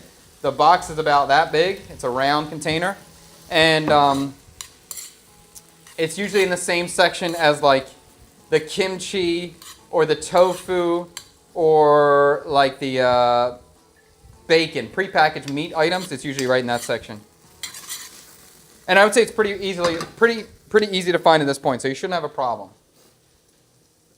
A friend of mine put worm salt on popcorn, said it was delicious. I don't know what worm salt is, bro. I don't know about that. Is today's menu inspired by Ben Can Cat? Not really. Not really. It's more of like chowder buntit nung. That's kind of more the vibe. How's your herb garden going at your new house? Well, I killed my thyme, so that's not cool. It's failure. My lemon tree is coming back. It seems like it's okay. Kumquats are crushing. Chilies are starting to crush. Mint is crushing. We had like a rough period, and we're coming back. But my wife's my wife's bitter melon is growing. The passion fruit's growing really well, and my wife's developing her natural farming instincts are coming upon her at this age. So I'm very excited about that. I just need her to grow the stuff, and I'll cook the stuff, and then she can serve the stuff. It's a full circle. It'll be beautiful. Show me how to make kimchi. Okay, shampoo is better. You got it. It's coming up. Not today, but I can do that. No problem. That'll be a couple-day process. So I'm going to need you to watch the stream for multiple days because we got to do 1 day of marinating it, and then it's going to take 3 days for it to maybe 36 hours for it to ferment, and then we'll be ready to eat it. So it's a multi-day thing, but it's easy. You can do it. Okay, onions are soft now. Soft onions, looking good. I'm going to add all of this little potato with that water in there because it has some starch and I want the starch. These potatoes, my intention is that they break down. I want them to fall apart and thicken the sauce. We are also going to... Can I use it smaller? Yeah, let me use a smaller container. Great.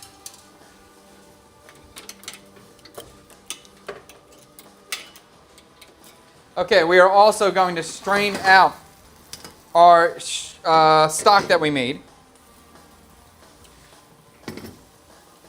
So now we have the pot. There's not much liquid in here, so this should be an intense stock of the fresh baby shrimp, dried squid, and dried shrimp. We'll strain that out in here. Is this hot? No, I can handle it. Okay. And this is just going through a strainer.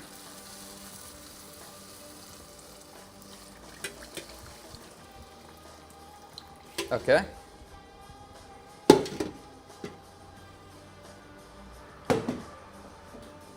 All right. And I am quickly blowing my nose. We're going to get off the mic so you're not full on blowing nose ASMR.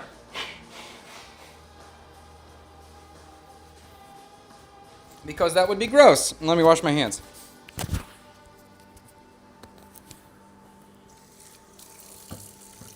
Okay.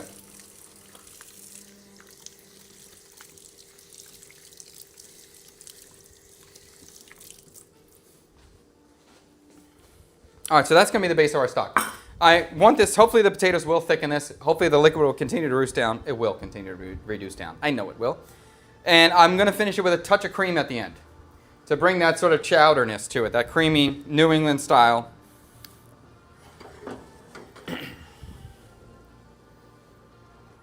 Okay. What else do we need to cut? Let's get all of our knife work out of the way because we're going to get this broth seasoned and finished. And at that point, we're kind of done. We're going to fry the fish, assemble the bowl, and eat. Shouldn't be too much longer. I have the celery leaf. We'll go ahead and start cutting. Should I want to do that now? Yeah, let me do that now before the board gets messy. Let me just do all the celery leaf. I'll cut all the celery leaf. I like celery leaf a lot. I do find it to be a little bit underrated. And I like celery a lot. People talk trash on celery. F you, you don't like celery. I love celery. It's good. And it's healthy. And I take that back, not F you. If you don't like celery, that's perfectly fine. But I do. All right, green onion's being cut. I don't need all the green onion, though.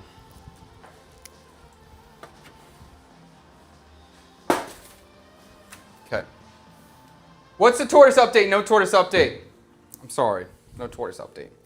It's hard to get things, I mean, it's not true. It's hard to get everything done. We're getting things done every day. Every day, it's not like things are not getting done. Things are moving forward and getting done, but it's just like what's at the top of the list. And I'm trying to stream a lot, but that just takes a lot of time. And then usually at the end of the stream, I'm kind of beat.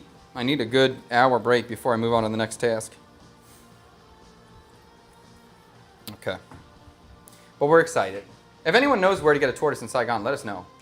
Like a cute little nice tortoise. Like a... Because you can just go to the market and just get turtles. If you want to just buy a turtle, there's turtles everywhere. But we're looking for like a cute little pet tortoise. One of these kind of things. Big fat back on them. What kimchi would you make? Vietnamese or Korean? Korean. Korean. All kimchi is Korean. But we can... I mean, Viet style is a little bit different. But if I was going to make kimchi... I don't know.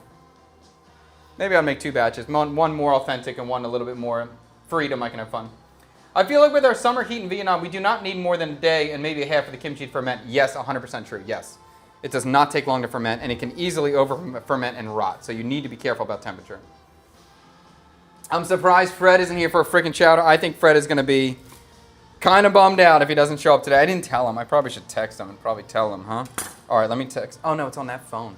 Yo, can you text Freddie? Just tell Fred that Chad's making a chowder noodle bowl. We just want to let you know. And that we're early. We're early. I thought the video you all made of the chicken parm was very well edited. I agree. I agree. And that's all due to me.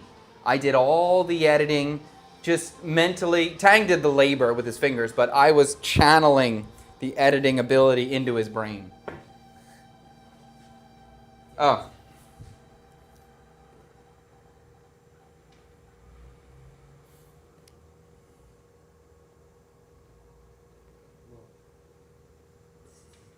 Deja vu moment right here. You have deja vu? Right now. What's the deja vu? Me taking your phone and texting Fred? Yeah. That's deja vu moment? And you said something about the video.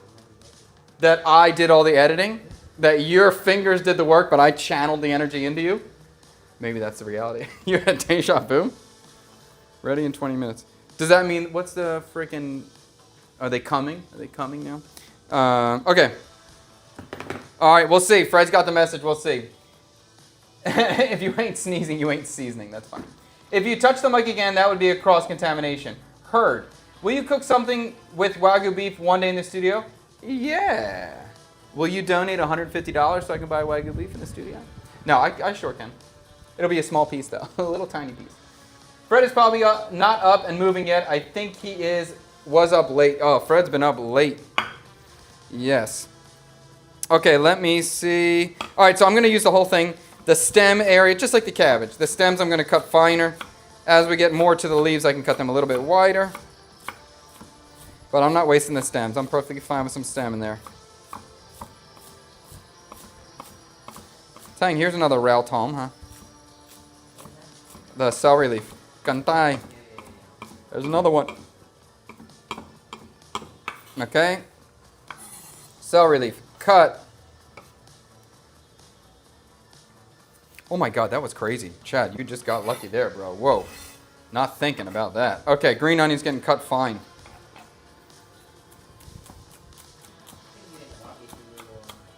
See so much. Yeah, there's so much. Yeah. I'm not worried about it.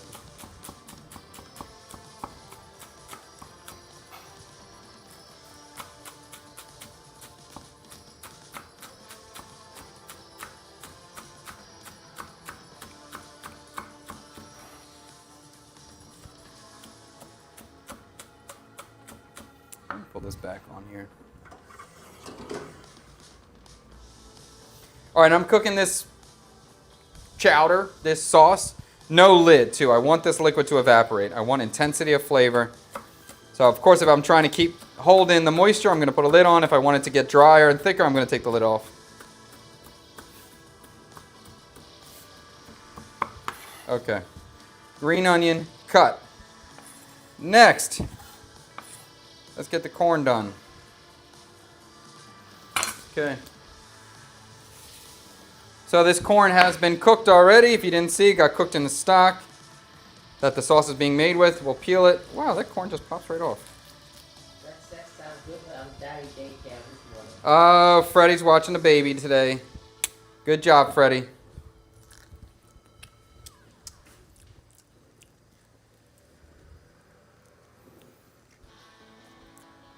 Now they called this corn Nep, like Bop Nep or something. So I never heard that name. Nep to me is sticky rice. So I assume they're calling this like sticky corn, I think. And this definitely is not as sweet as the yellow. It's definitely got a little more chew, a little more starch to it. So that makes sense. If I read that correctly, that makes sense. Which one you prefer? Yellow, sweet. Corn to me, especially fresh corn. I'm eating it for the sweetness, for the summeriness. Although I got a lot of water in these husks, so I'm going to try to just squeeze out that water. Okay. And did I read that correctly? Is Nep like sticky rice? Oh, did I read that correctly? Oh, see? Oh, wow, look at me. I can read.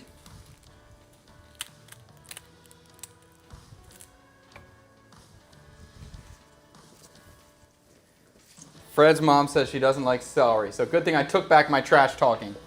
You're perfectly fine. I just got heated for a second. Okay. Corn is clean. Cut it off the cob. This is the same kind of thing when I was trying to tell you, like, I'm walking around the supermarket trying to figure out what the hell am I going to make. And I just see corn. My daughter wants corn. I'm like, all right, I'll buy you the corn. And then corn to me starts going in that chowder direction. So it's kind of all these influences around me start pulling me, what the hell am I going to make? And just trying to be open-minded and ready to be inspired. Okay. I am going to just cut off the corn bits. Maybe with a different knife will be good. Yeah, that'll work. Oh, I like this too. Okay, so we'll cut this off.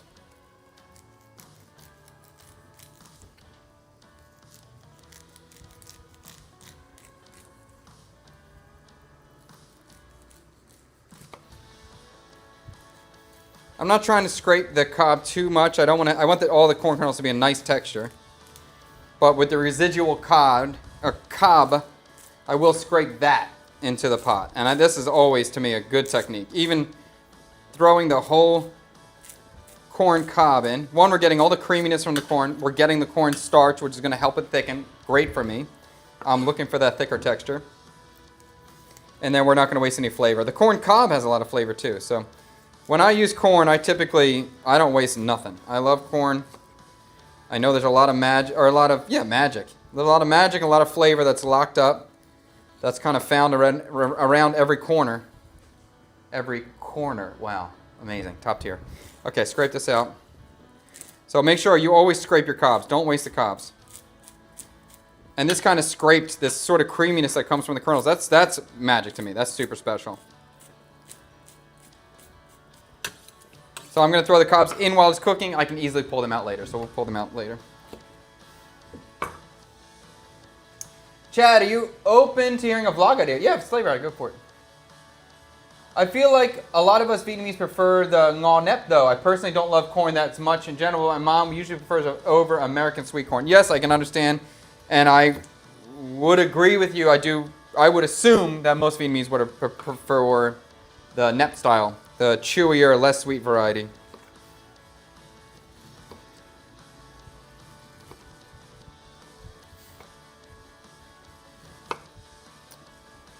And because I know I'm not wasting any corn, it makes it easier for me to just kind of not cut so tight to the cob. Otherwise, I feel like I'm going to waste it. But since I'm scraping it, I know I'm not wasting anything. And then all my corn kernels are going to have a wonderful texture. No kind of woody bits at all. Oh my God, I just burnt some hair off there.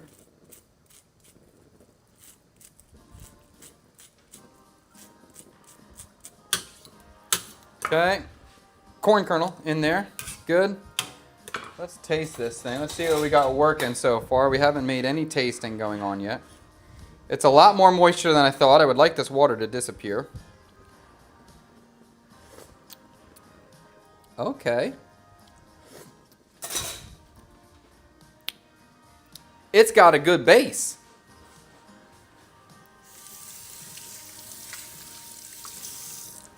It's definitely got chowder vibes. That's kind of cool.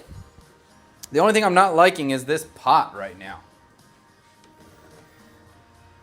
Can I go in that one? No, I don't want to go in that one. I just feel like this pot is struggling to boil with the shape of the pot. The fire is going around it.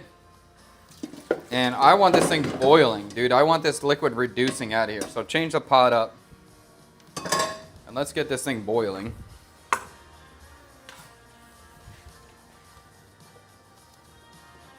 Okay, next I'm going to get my corn off the board. I'm going to cut my taro. Because I really did like the taro that we did the other week where it was like thin and crispy. I thought that was kind of cool. And I think it's going to work out well here. And then it will give us a little bit of an unexpected ingredient in this, which is always kind of fun. Chilean timer out. Taro's coming up. And then I think I got, yeah. It's going to be the taro. Then we got to fry the fish. And we can fry the fish in the same plate as the taro. Oh, I need my big ass pan. I need my big pan.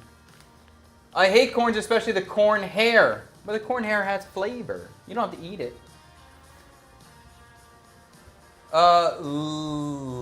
What? Leighton pho. Leighton. I don't know how to pronounce that. Leighton pho, YouTuber and chef, recently updated his top pho in Vietnam. Perhaps a blog to compare your findings with his. Okay, I'll look it up. I'll see if there's, if I think there's a video in there. I think it's because we categorize corn as a starch, the same categories of rice or potato. Yes, I can agree with that, yes.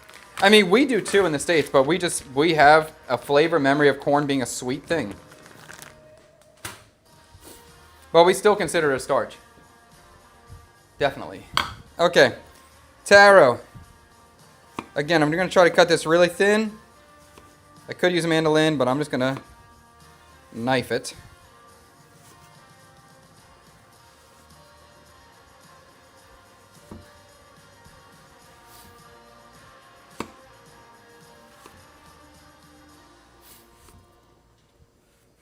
And once I see the potato particles break down in this soup, chowder, then I'll add the bigger pieces of potato.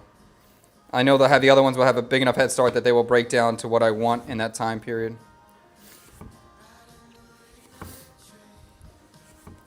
And I want this to be almost gravy-like in texture, maybe curry-like in texture, thickness-wise.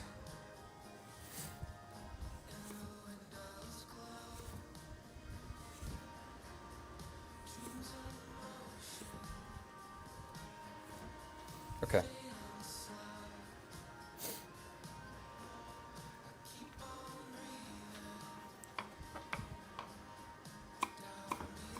Oh, there's my big pan. Oh, I already have it here. Fantastic. Okay, so then we're just going through and julienne these really tight. Would you prefer I emailed you this idea? Sure. Do it. team@cksk@checkoutenough.com. I wait all year for summer sweet corn. So good on the grill. 100%. I think everybody does, I guess, eventually. I miss seasons a little bit. I do miss seasons a little bit. It's very nice to kind of just be able to get whatever you want whenever you want. That part's kind of cool. But it's also nice to feel like, oh, we're in summer. Oh, the corn and the tomatoes are here. It's time to grill. Time to get outside. Time to grill. Oh, it's winter. You know, pumpkins are here. Time to make stews and chowders and that kind of vibe. Seasons are kind of cool. But then the winter sucks stuff if you, when you have to go to work, if you have to freaking drive in the snow or be in the city during the snow. It's terrible. Everything's good, everything's bad. Or rather, I should say nothing is good and nothing is bad.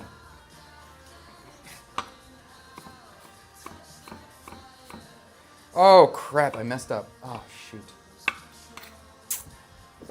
I was going to write everything down. If I start streaming, guys, if I'm not writing stuff down, if you can remind me, I would love that. I want to write down everything I'm doing so we always have recipes for everything.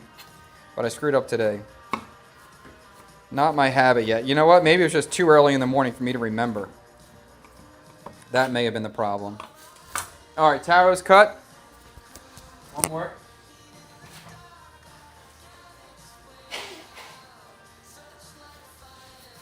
Do I want more taro? No.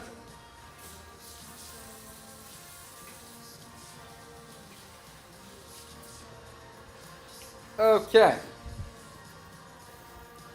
Let's taste this broth again. I do really like the flavor in here. It definitely needs to be seasoned still, but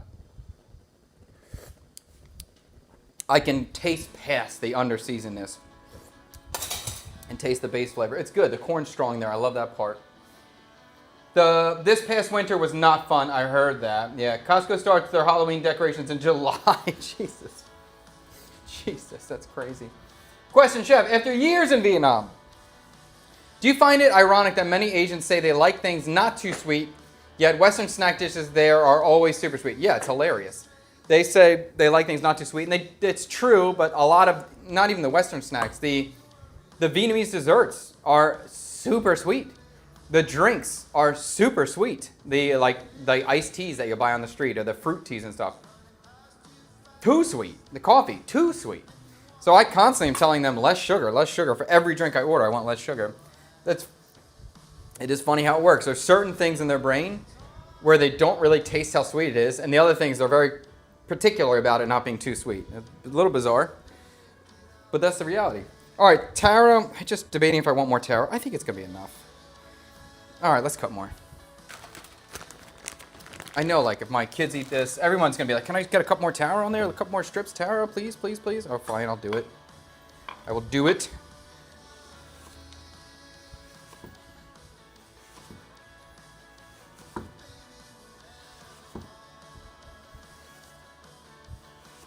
Okay.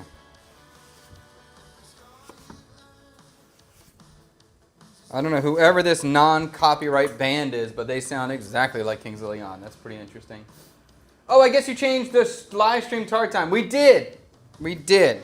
Today we started at 8:15. Hopefully Wednesday we'll start at 8. Maybe 8:15 again. We'll see. I got to start waking up before 7. That's hard for me already.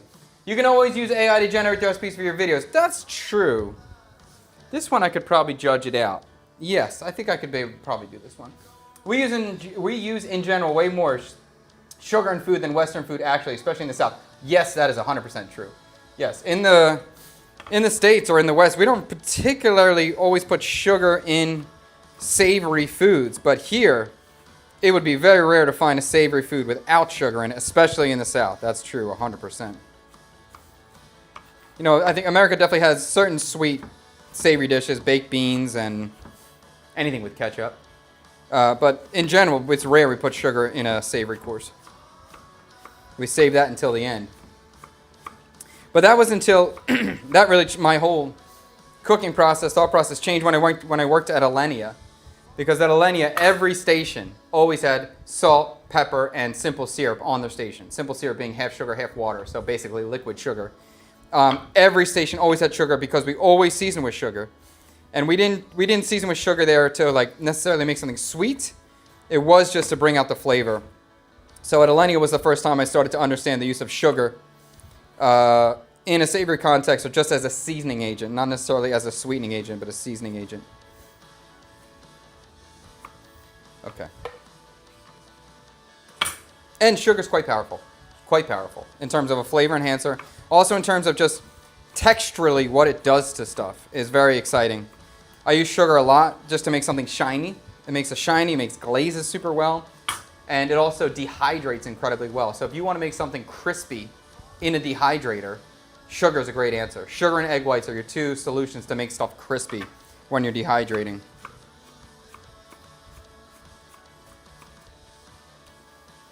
Okay, now this pot is definitely working better to cook this broth out.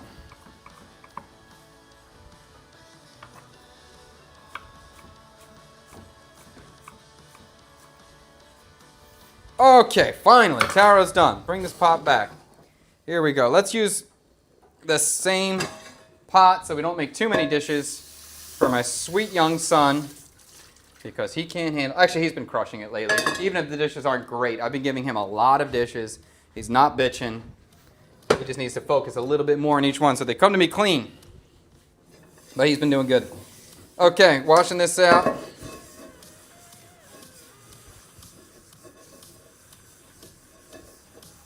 Oh, wow, I didn't even think about that. I guess I could.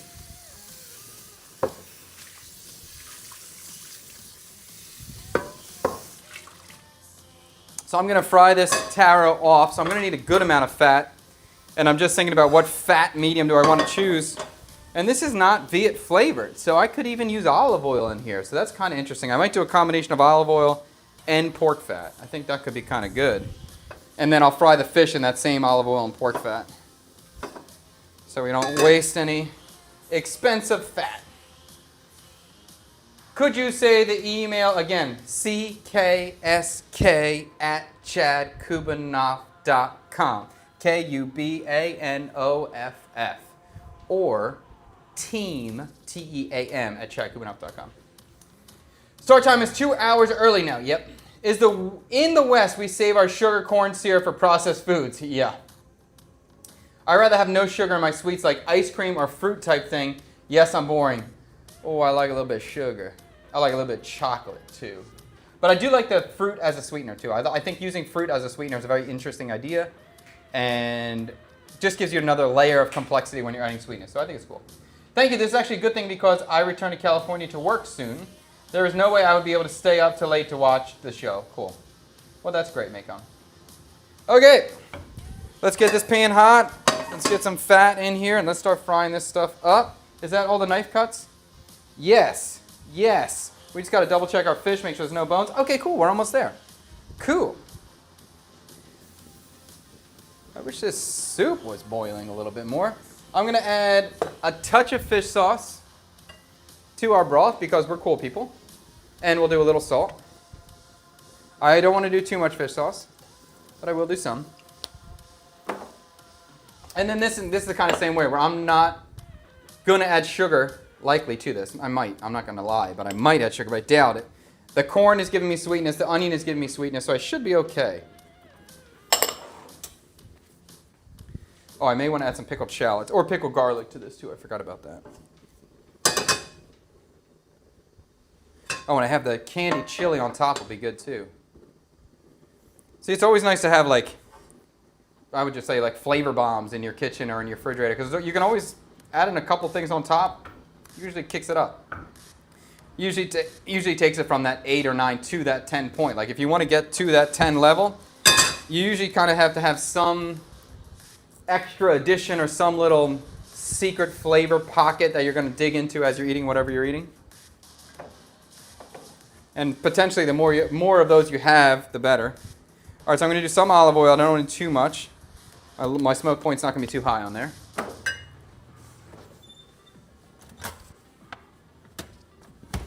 And I'm going to finish off this pork fat in this container. Okay. I need a decent amount of fat, unfortunately, and it kind of sucks because the pork fat does take some effort to make it. But we got to use it. And I'd rather use this than canola oil or something else. So again, we're going to fry the taro first. We'll remove the taro, and then we're going to put all this oil into my bigger pan and fry the fish out. We'll get that nice and hot. The stock is boiling. That looks good. Sugar and fish sauce is a match made in heaven. I can agree with that. Fish sauce and chili is a match made in heaven. Throw some flaky salt in your ice cream. Yes, that's top tier.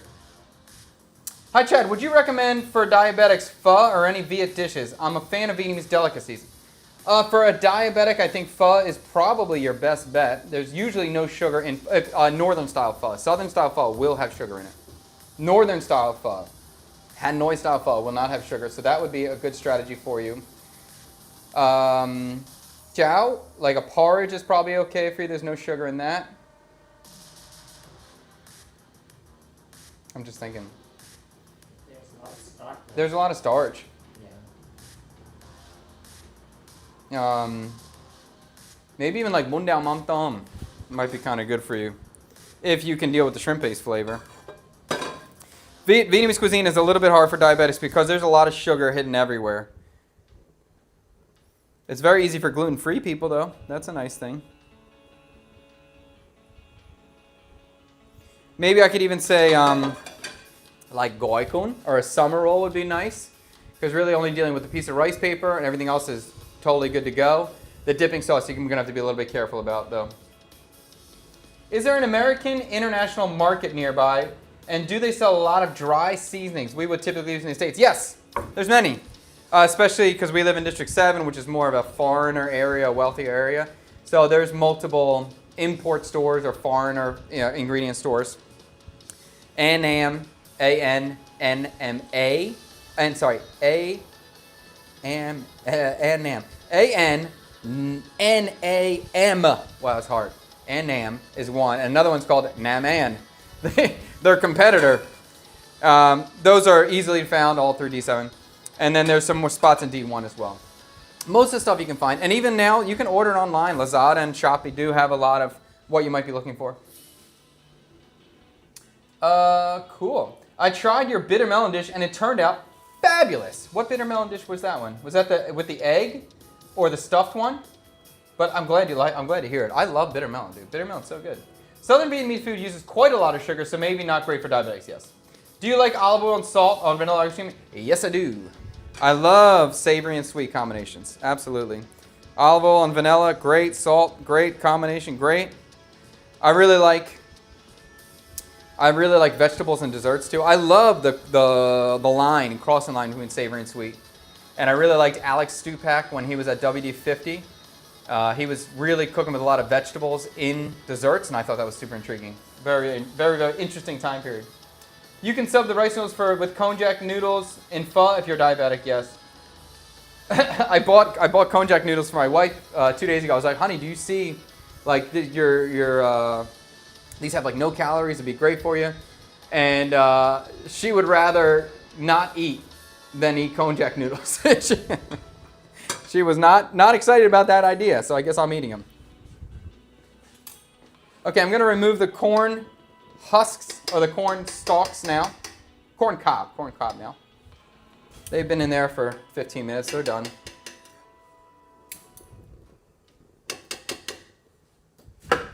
Okay.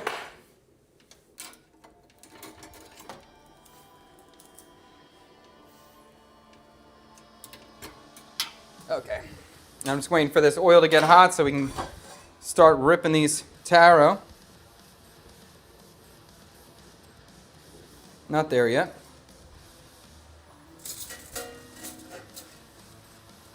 We get a tray.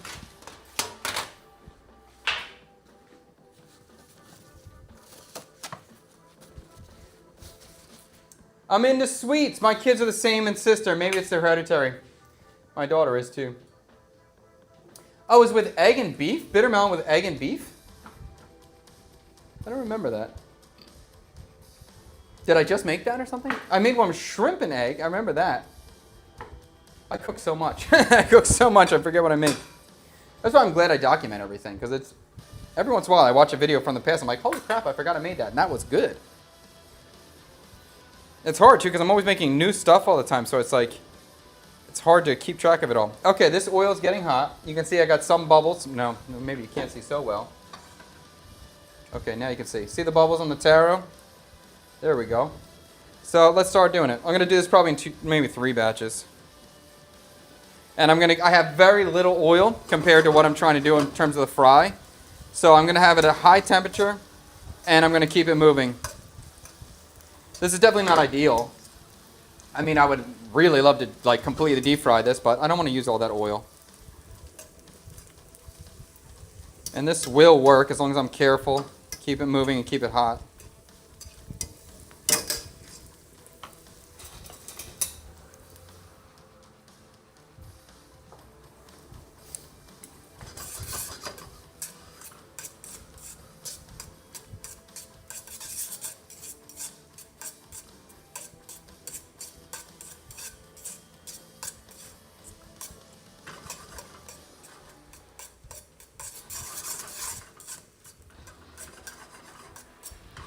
Come on, baby, get hot.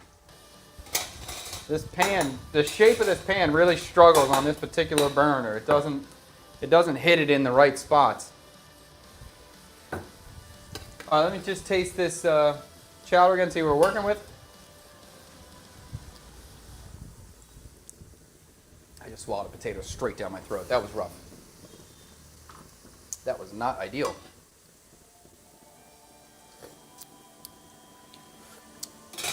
That's pretty good. That's pretty good. Okay. All right, I'm going to strain out the larger potatoes. Now, the smaller potatoes are in there are soft. The larger potatoes are going to go in now with no water. I don't want to add any more water to this product. I need it to dry out and thicken. Add in the potatoes now.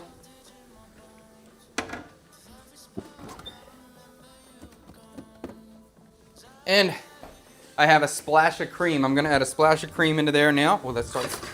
Make sure we stir this up.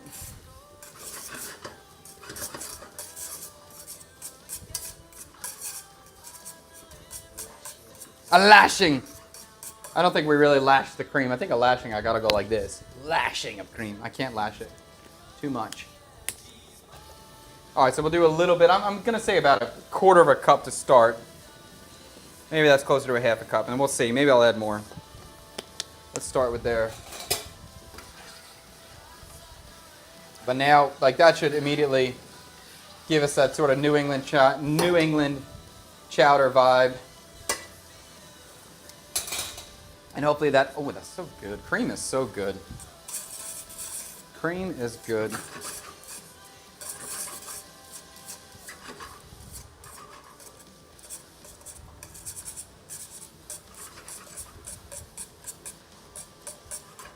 I think Western cuisine has a little bit of a cheat code with cream and butter. Cream and butter are just so good.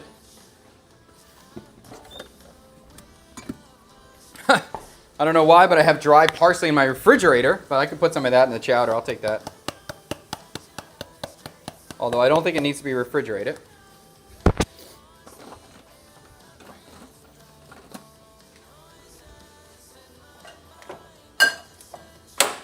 I'm going to go some black pepper in here as well.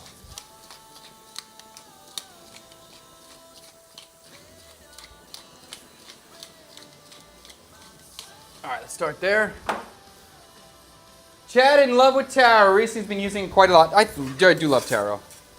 And I bought it and I figured, hey, if I don't use it, I'm going to make taro ice cream because I really want to make taro ice cream. So, but I used it, so we'll make taro ice cream another day. I haven't made ice cream in a while. And I'm tired of buying ice cream here now.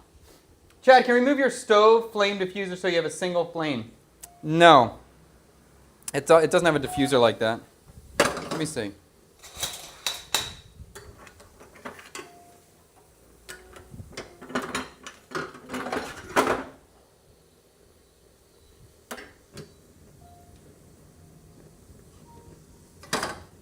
We'll see. Maybe that'll work better. That's kind of an Maybe that was a good idea.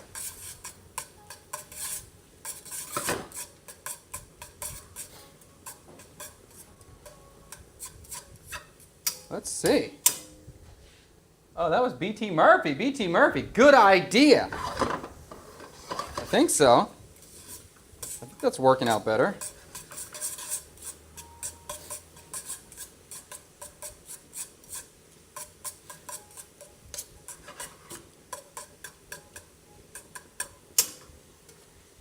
BT Murphy saving the day. That does seem like it's definitely more effective. That's great. Okay, great. I just got to put it back on when I do the other pan, but that's fine. No problem.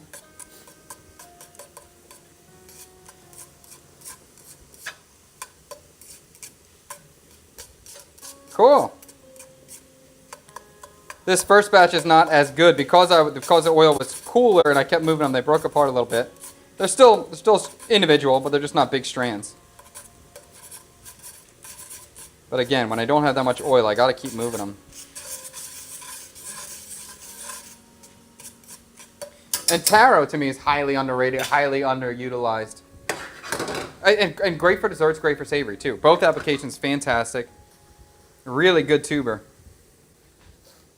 I'm making ice cream without a machine. Is making ice cream without a machine hard? No. If you do the bag with the ice and salt technique, like Ziploc bags, it works. It works. It just takes some time. So is it hard? Yes. It takes time. It takes physical labor. But it will give you a good ice cream. I mean, if you do it, it will give you a good ice cream. I do really like the Ninja Creamy. I think it works pretty darn well. For the price point, it's pretty great. I would just buy some extra containers and make sure you're ahead of the game. If you want ice cream on Wednesday, you better make it on Tuesday. But if you can do that, it's a great machine.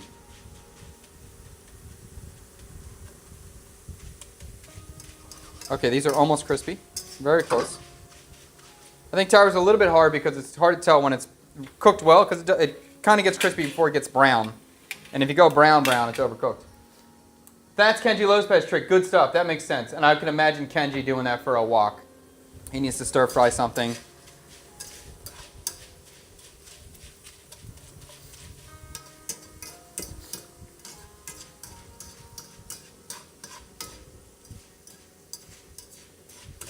Okay.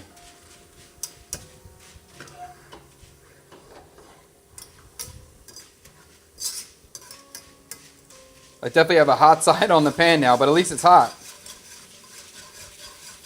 That means I need to move it even more.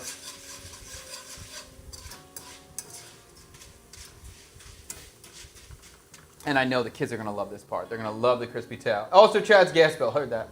Chef, have you tried Nuc Mam Han Phuc 60N? Personally, I think it's the best commercially available Nuc Mam, and it's at a normal price. 145K for a 500 milliliter bottle. I haven't tried that. Han Phuc? Let me look at that bottle if I can. Maybe I tried it. I don't know the brand of it, but let me see. Nuc Mam Han Phuc. Oh, I've seen that bottle. I haven't tried it yet. The only thing that kind of... Are you seeing comments on TikTok? You know what? I haven't seen them in a while. There's a problem. Let me redo that.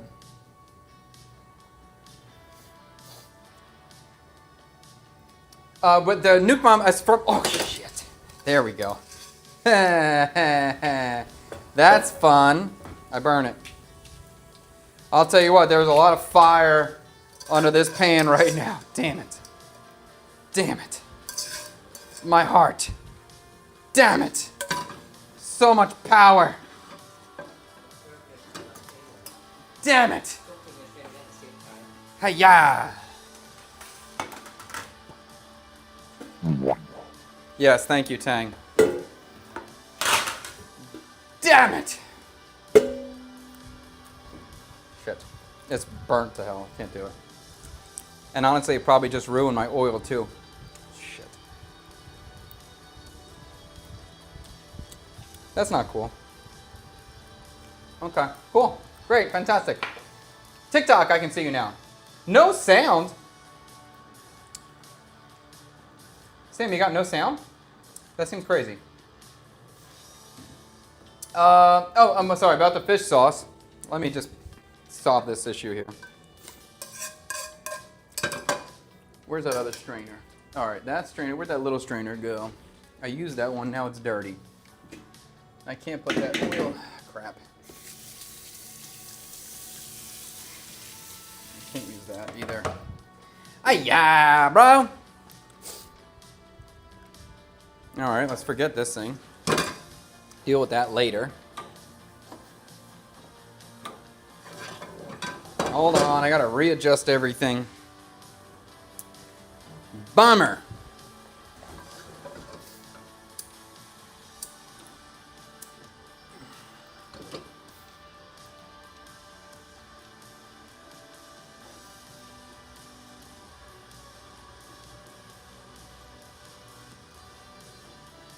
Okay, chowder's rolling. What am I gonna do now? Bummer, bro. I don't want to use that pork fat that I already had. I know it's gonna taste burnt. No, I can't use that. Okay, bummer. Okay, all right, let's fix this. Put my diffuser back on.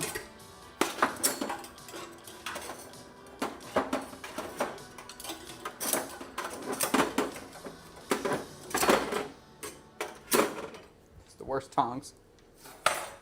What happened the other day where everything was going wrong in one day? I forget what's going on.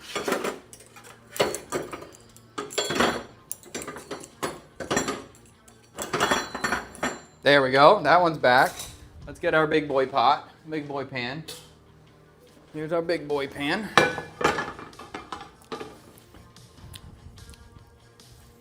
I can't fry my taro in there. That's going to be a mess. All right, let's fry our taro in here.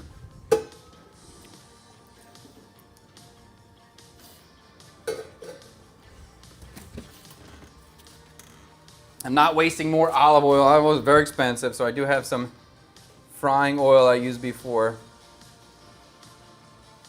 So we'll use that.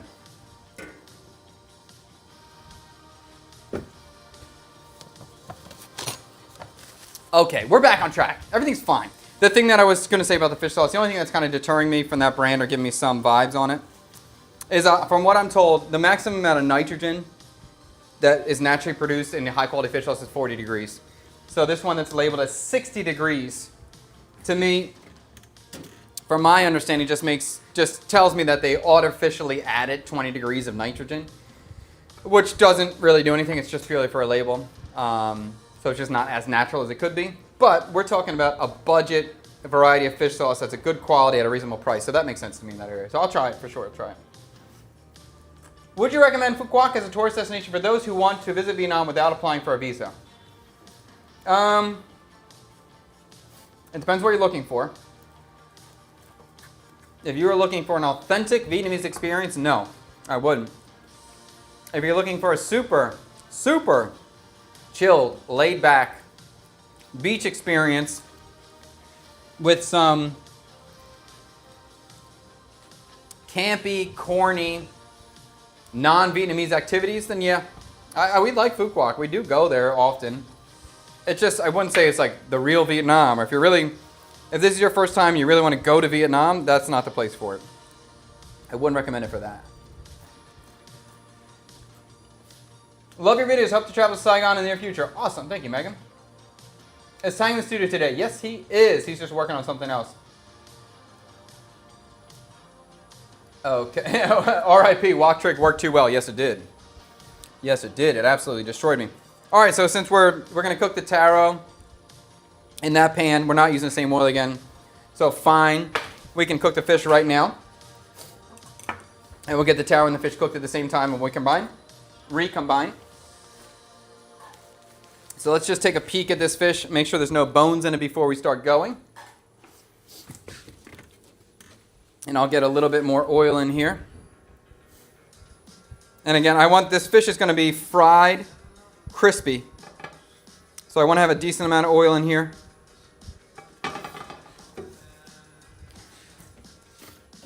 And actually, I guess it really doesn't even matter, huh? I was thinking about I need to check the fish out and really evaluate it, make sure it's there's no bones or anything. But I'll be easily able to pull them out as we go. So let's just fry it. And if I see any, I'm going to pull it out. And the fish, I'm almost going to overcook it. Kind of similar to how you would make bún cá, where the fish is really crispy, overly crispy. But because we're going to do this in a noodle bowl with moisture, then I like to make it overly crispy so that when it interacts with the moisture, it still holds a crispy level. And I don't even think I'm going to season this at this point. Maybe a little bit of salt, but that's it. I don't feel any pin bones. I feel a little bit of scales when I'm pulling them out. Everything else seems fine. Yeah, that's fine. Okay.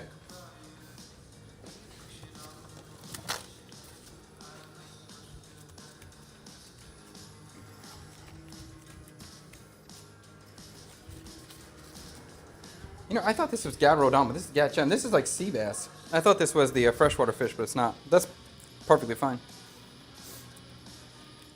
Okay, we want to get our pan hot, but not too hot. Not too hot. I'm going to turn my chowder off until I have time to think about and deal with it. It might be totally fine. Yeah. Now this stream just got spicy. No, I gave you a bunch of gifts and didn't hear the sounds of your commercial. Oh. Oh, sorry, Sammy. I don't know what happened there. Did you end? But thank you. Appreciate the gift. Did anyone mention the new haircut with the zero fade? No. Twee is sabotaging chef in the past, putting dry goods in the fridge. Chad is sabotaging chef in his work. See, I just got to keep going though. We just keep pursuing, keep pumping, don't stop. Number 1, continue on.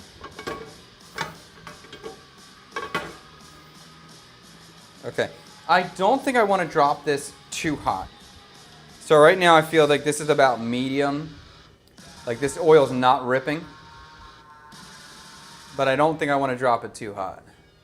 Because I want this to take a little bit of time. I want to take time and develop a good crust on the skin. So I am going to put it down now. Oh, there's a bone right there.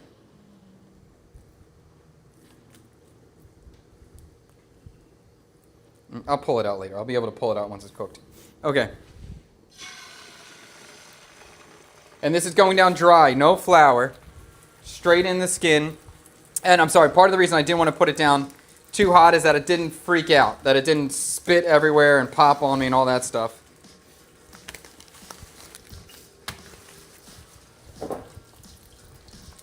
And I said I had 2 fillets, so this is very exciting day for me. Lots of fish. We love, when we eat fish, it's very nice to have as much fish as you want to eat.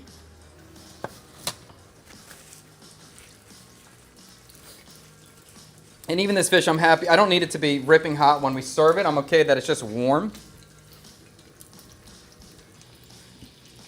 In this noodle bowl context, it's not always, stuff isn't always super hot. Okay, good. So this is not too hot. I like that. We're going to take our time crisping up the skin side and the meat side too.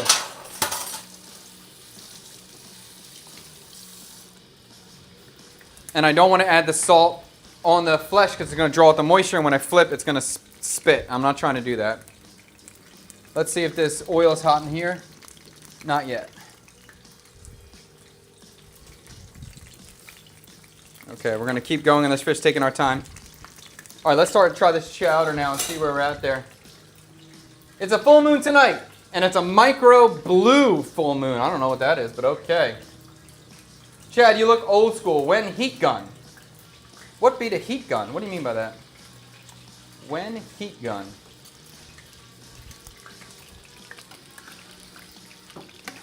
Okay, ooh, I like the look of this chowder. Let me try it over here. I like the look of this. This is looking like a chowder. That's pretty cool. That little addition of cream. It smells like a corn chowder. Highly nostalgic aroma to me right now. Pretty good. I think Tang is going to be blown away by this. Flavor-wise, it's going to be something he's never had before. It's a little spicy. Hopefully the kids are okay. Pretty good. Pretty good. I think right now it's seasoned pretty well. But because this is going in the noodle bowl and it's nothing else is going to be seasoned, I have to over-season this. So let's do that. A little bit of extra fish sauce.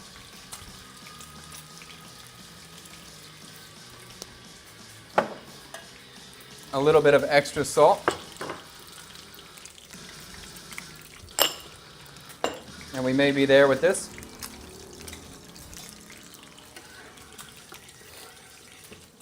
And I just want to try one of those big boy potatoes and see if they're cooked yet.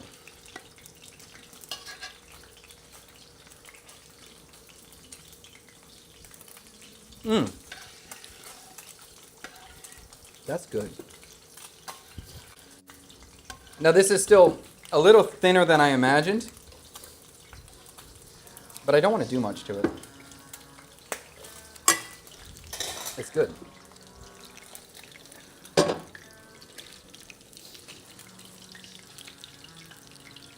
So this may ultimately eat like a mi wang, where it's going to be a little bit brothy, but not like a real soup. For the liquid to be thin.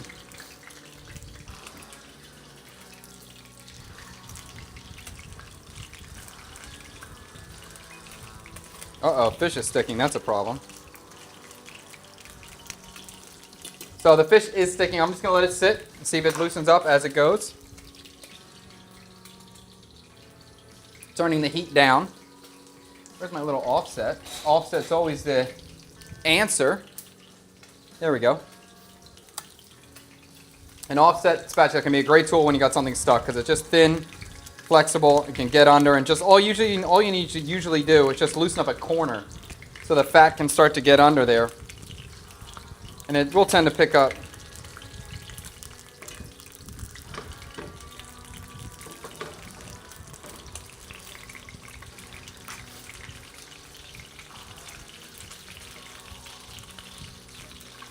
And again, I'm trying to make this super crispy, so I don't really have any stress right now about trying to flip it. So no pressure like that. I'm just trying to push it down and get full contact of the skin hitting the oil.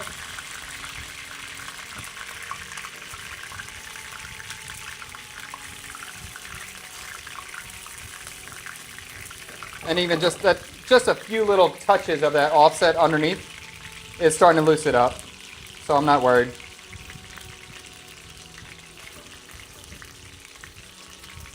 And my intention is also kind of just break the fish up and serve it on top.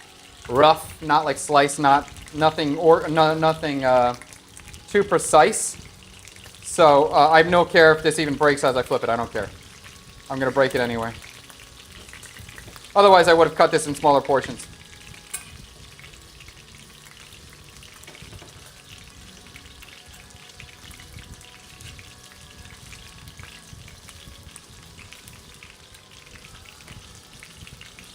Okay.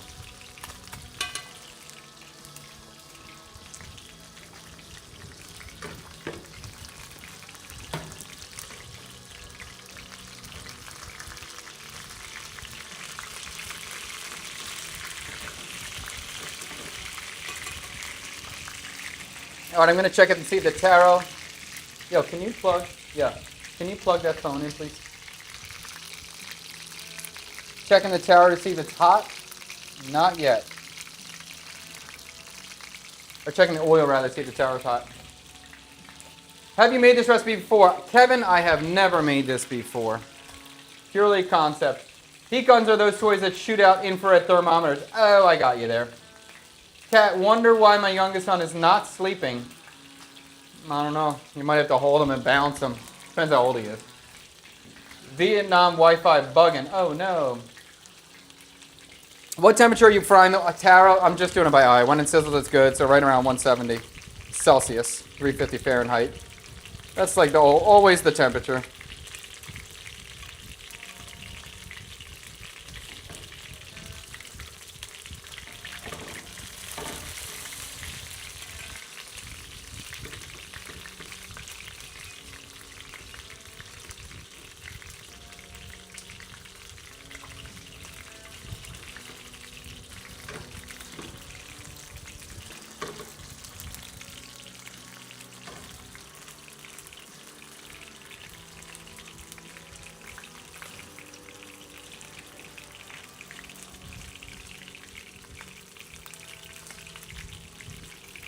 Uh-oh.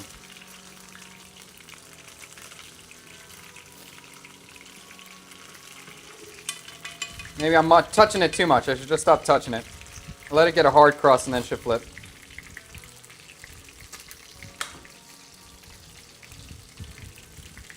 Okay. Are you going to start utilizing the overhead can to see the food also? There you go. I did it. I'm trying to give it to you. 3 hours of watching food cook always makes me hungry. Wish I could be there. Yeah, I can imagine that.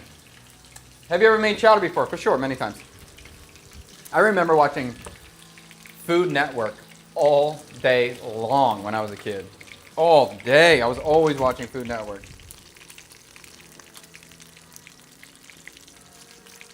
We're still waiting on this oil to fry here.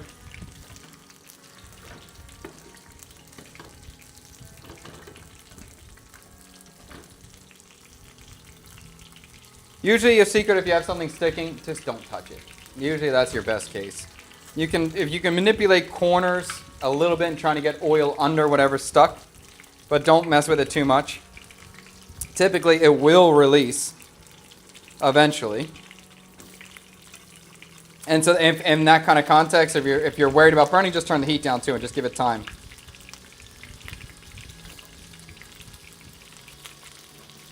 But maybe it won't while we're live. That would be a perfect time, right, for it to fail.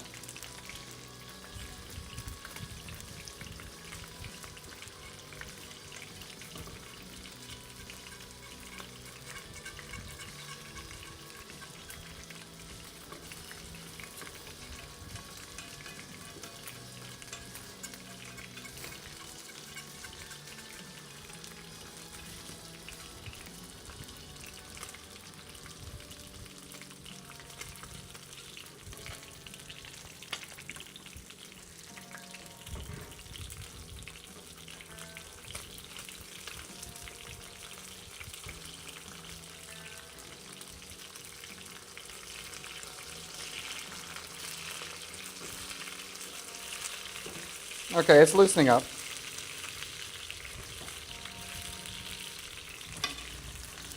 I feel better. No need to panic. Tree's got a package. Can anyone in the chat make a comparison with East and West Coast chowder? I don't think I've ever had West Coast chowder. Oh, I got to think about that too, right? So we do in the sourdough bread bowls. That's a common thing over there. But I've never had it. Yes, let it work out. Magic will unstick. Yep. Specifically New England style. New England style is creamy clam potato. Heavy cream, thyme, potato, clam, sometimes corn.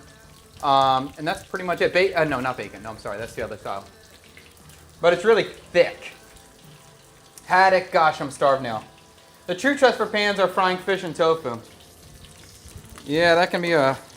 The true test for a cook not to panic is frying fish and tofu.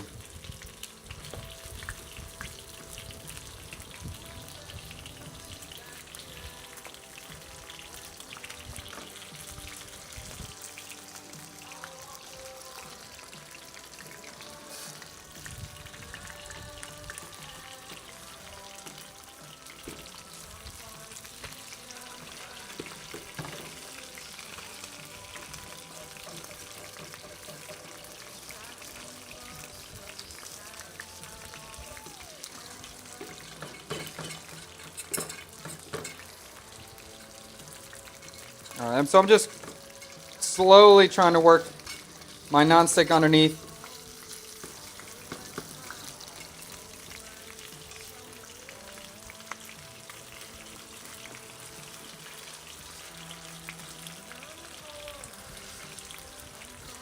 All right, let's see what this flip looks like.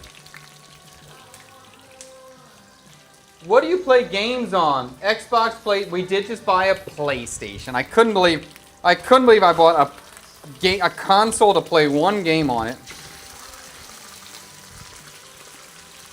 Oh, I should have got this shot for you. So we did get this first flip. It's okay. I can fry longer.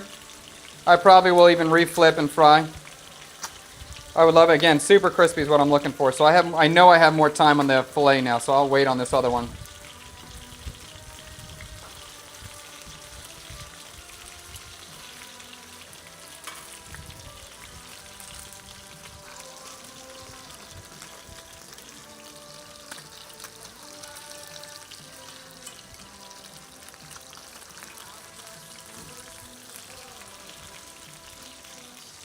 Okay.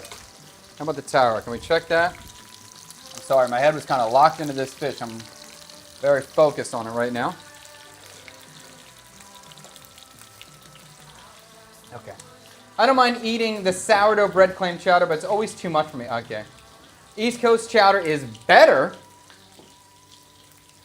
The West Coast feels more thickened with potatoes in my experience. New England style is just to execute better. New England sourdough bread bowl is a nice out of West. Maine here, so I'm biased on the chowder. I haven't seen you in a minute, and you in a random scroll live. Hi, Chef. Glad to pop up for you. Glad you're scrolling. Cioppino is a delicious Italian-American seafood stew, tomato-based, originally in San Francisco. Check it out sometime. Yes, I've had cioppino a couple times. It is quite good.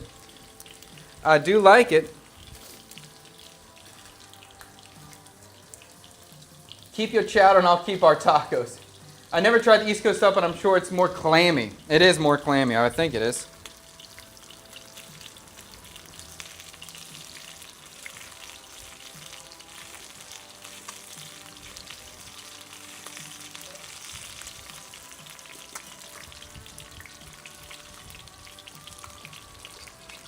Potentially next time, a little bit of flour on the skin might be a good idea. Just the tiniest amount would be potentially a good thing.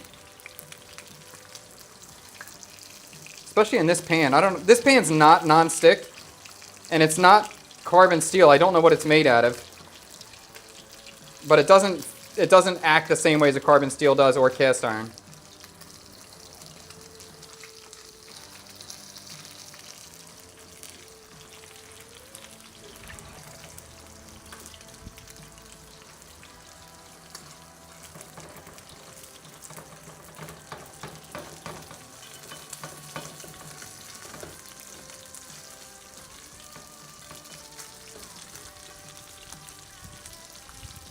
That one spot so bad. All right, let's see. Tower's got to be hot by now, huh? No. Bummer. Can we get a flip? Not yet.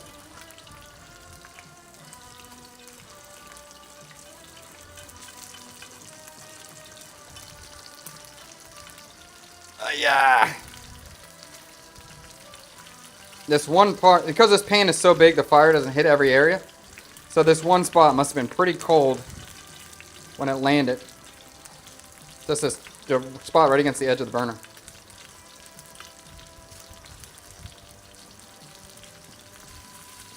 Oh, I lost that part.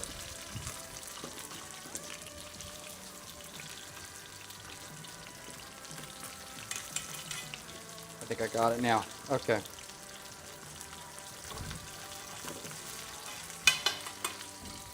Okay. Oh hell yeah, San Fran back in the day. Heard that.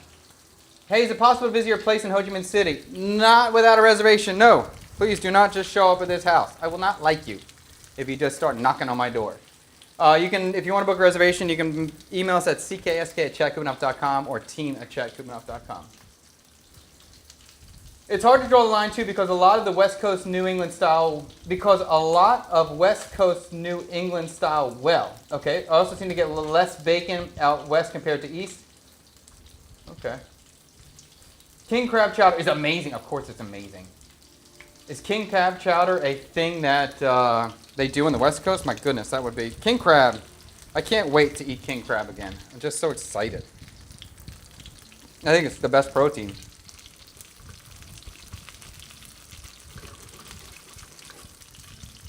Let's see if we can get this thing flipped over. I think I definitely lost a corner on the skin. But again, I'm breaking this apart, so I'm not overly sensitive about the flip.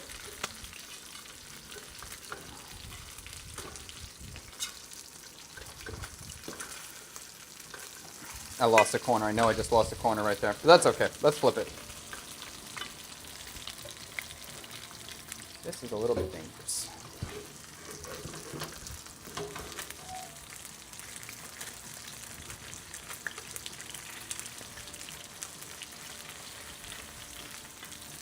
Oh, you got it already. Okay.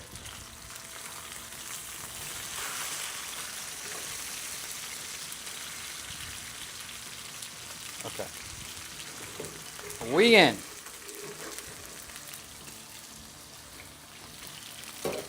Can I get this oil hot? I'm struggling to get taro oil hot. What's going on here, bro? Cook for me.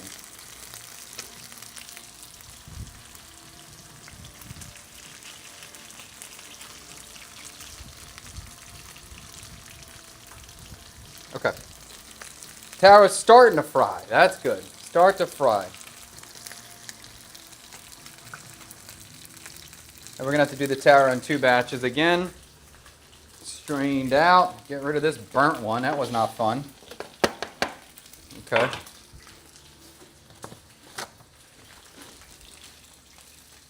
Soup mangkua or chowder. I think chowder.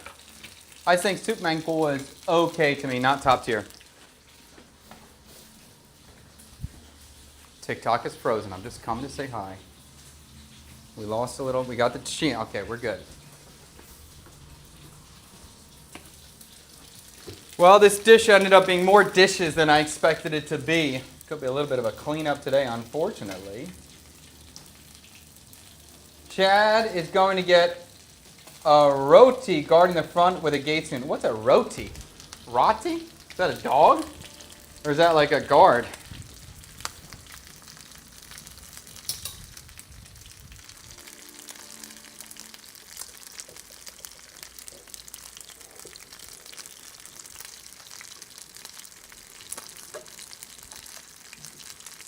All right, so once the taro and the fish is done, we're done. We're ready to go. The chowder tastes good. Let's get a final seasoning on the chowder, but the chowder's good. Yes, this looks good.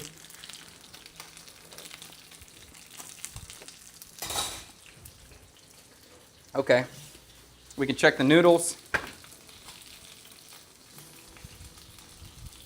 And now I told you before about the noodles drying. Now the noodles are dry and they kind of clump up. They're not so, like before, if I tried to hold them, they would all fall. But now we have that right texture that we're looking for this sort of style. We have everything we need at this point. Yeah, we're just frying off this fish. Once these towers are crispy, we're plating up, we're eating because it's time to eat. Nice hair, thank you, appreciate it. Oh, Rottweiler, I feel you. Although I'll tell you before, it'll probably be a Pomeranian or a mini poodle. So, just because it's going to be a little Pomeranian barking at you, don't think he's not vicious. He's still going to be vicious.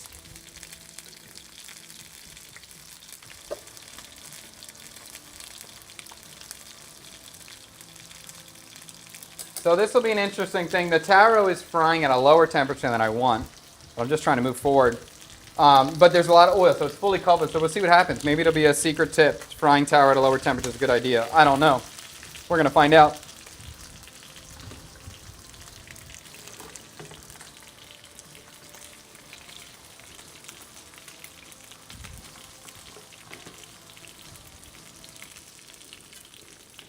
All right, maybe I can even parlay a little bit here.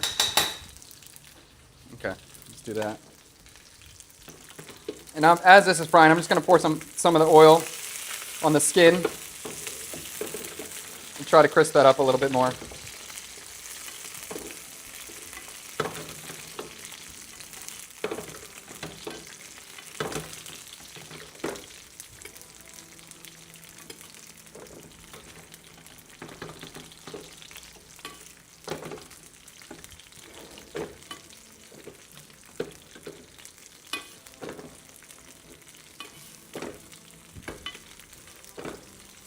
Okay. Hopefully about 2 minutes we'll be there. How about a soup stand selling seafood chowder? I don't think the chowder would work. A soup stand I would like to do. If you saw probably last week, we made like a chicken soup, chicken thigh, or chicken legs. Very simple soup served with rice or rice noodle. A lot of green onion and dill. If I do a soup vendor, that's what I want to sell. I just think that's such a nice dish. Viets would love it. And it's a dish that people could eat twice a week, 3 times a week. And anyone can afford it. It'd be a very affordable dish. And to me, very satisfying. I'd love to be able to go eat it too.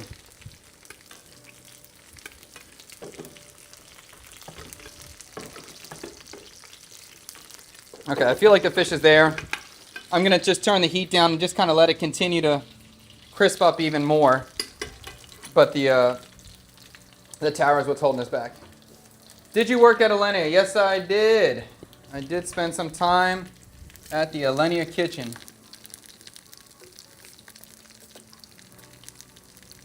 And I'll tell you what, if my chef saw my mess right now, they'd be yelling at me.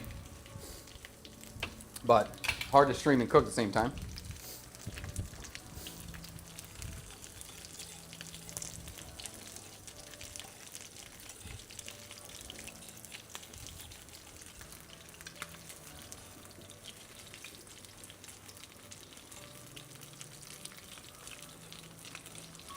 All right, so it's definitely important to remember that just the size of this pan versus the size of the flame that I have here, the outside is just much cooler than the inside. So the inside doesn't stick, the hotter area, but the border of the pan is colder and does have potential to stick when it's a naked protein, when there's no coating of any kind on it.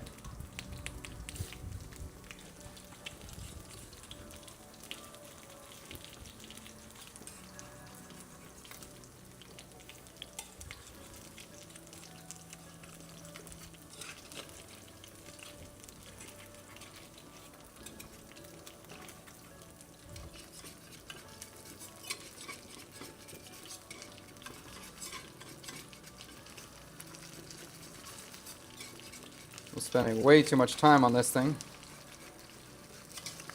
But I know it's going to be crispy. That part's going to be cool.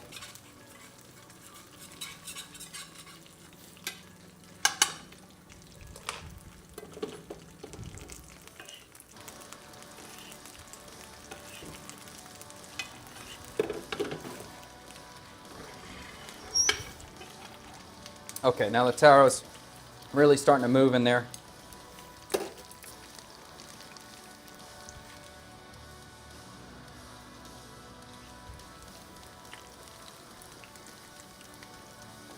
Come on, Taro.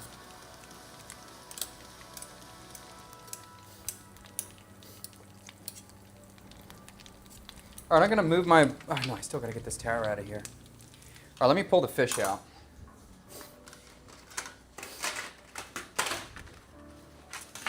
Again, I don't want the fish to be incredibly hot when we put it over the noodle base. I want it to be just at a minimum warm. It can be hot. I'm okay if it's hot, but not ripping hot. It's just gonna break everything down. So I'm gonna go ahead and pull the fish out.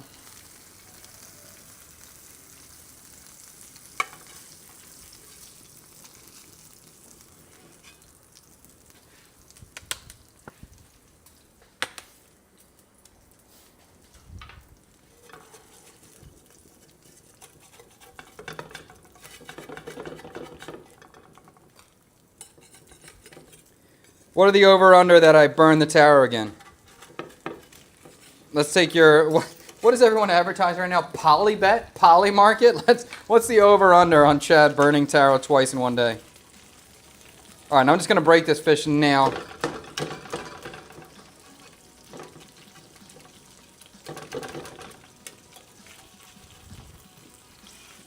As I said, I want to have this like of a kind of ripped, kind of flaking texture. I'm not trying to cut this. I don't want nice, precise cuts for this.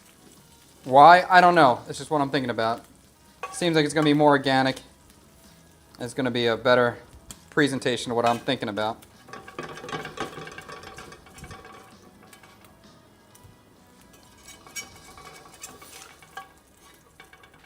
Okay. Turn that off. Get the taro up. Once I get this first batch of taro out, then I can get my board cleaned up and then we can start plating up. Okay.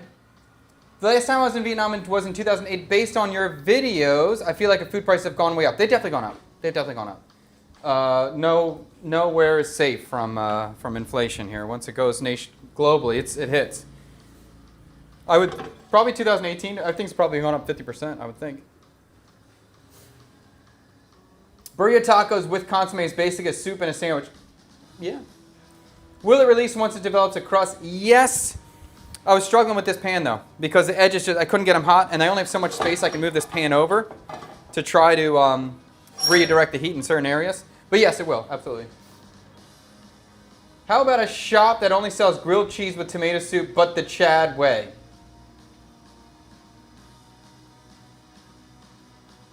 It would probably work. I think the young Viets would like it. Young Viets would like it. It's hard where it's kind of a dipping thing. So it'd probably work outside of a school in that sort of context. And the grilled cheese would work. I don't know how much they would get in the tomato soup. If you made the tomato soup a little bit spicier or sour, a little bit more, some herbs inside, that would probably work out well. Hey Chef, thoughts on Kiwi brand knives? Top tier. Top tier. Best value knife out there in the Asian market.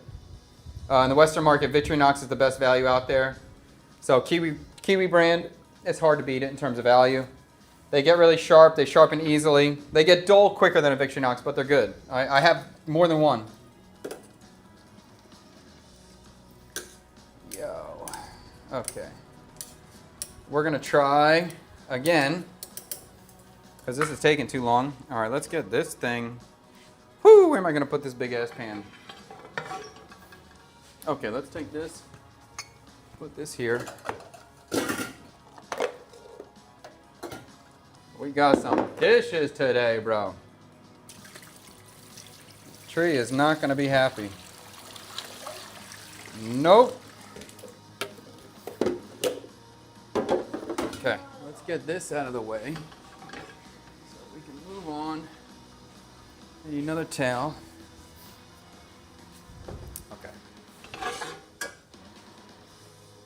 And now we're going to bring our taro back to the burner of hell. Bring back our wok trick. See if we can not burn this even if we're watching at 100%.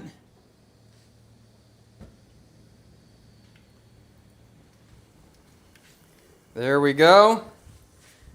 Now, Chad, don't screw it up. I'm going to stand here. I'm going to watch it. Are you hungry?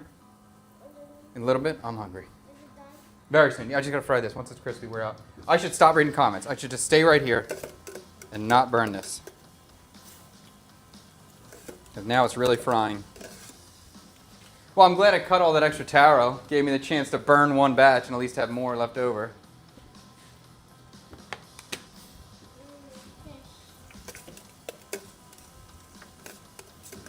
But BT Murphy, that was a good idea with the burner thing. Thank you. I'll definitely use that more often. I can't really comment on how COVID changed things here, but yeah, I loved it. Oh, okay, heard that. Are you gonna have tangy this dish? Of course. He's welcome to eat it, and I better stop. Huh? Yay. What if I told no? What if I made enough for everybody, but I said no, not this. This is not for you. That would be funny.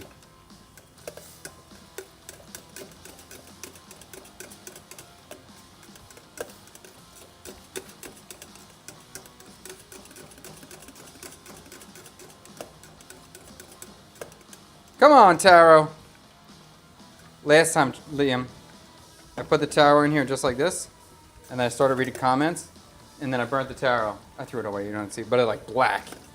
So I just did that a couple minutes ago, so this time I can't burn it. I can't burn it twice on a live. That's going to be pretty rough to recover from. That might be the end of my career. You might have to do this behind me, and I'll sit over there next time. Okay, fine.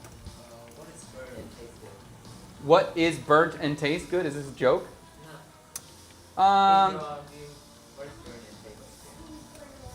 Well, what you guys call a lot of things burnt, like gai toi, but that's not burnt garlic.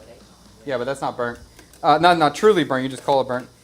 Maybe black garlic, not like black garlic, fermented black garlic, but in Japan they have a type of oil that's literally burnt garlic. I forget what it's called in Japanese, but that salty chef on TikTok, he calls it drama oil. That's actually an interesting thing. That's a very... What happened? Where'd my burner go? My burner turned off.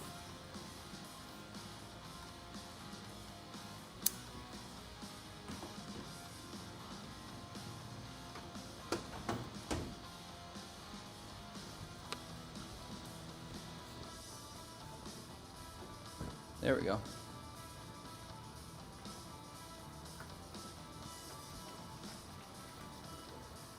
Okay. Oh, this other burnt? I mean, that loaf of bread I burnt. That was pretty good. I like that. Sometimes a giant rustic sourdough loaf can be nice when it's a little bit toasty. A little bit over. Second question. Convince me why I should or shouldn't get a second and third kun spoon. Two's all right. Third's a little excessive. Two's good. I'm not going to convince you not to get. How much are they now? They used to be 20 bucks. I don't know what they cost now. But I have two at least. One is, do you have one with holes in it? You could have one with no holes. One with holes, one without holes is good. So maybe you could have one that's slotted and two that are unslotted. Then you got a third. It's a pretty good spoon. There's a reason why it's super popular. 30 bucks in Canada. Yeah, it's an expensive spoon, but it lasts forever though. That's the cool thing. I heard Shake Shack was coming to Vietnam. I would be very pumped about that. I would be very excited. I cannot believe how long this taro has taken. Dude, you're holding me up. You're making me look bad, taro. What's going on here? This is a struggle today. But I would love Shake Shack, man. I could do with some Shake Shack. Oh, Tree is still the dishwasher. Yes. He's okay.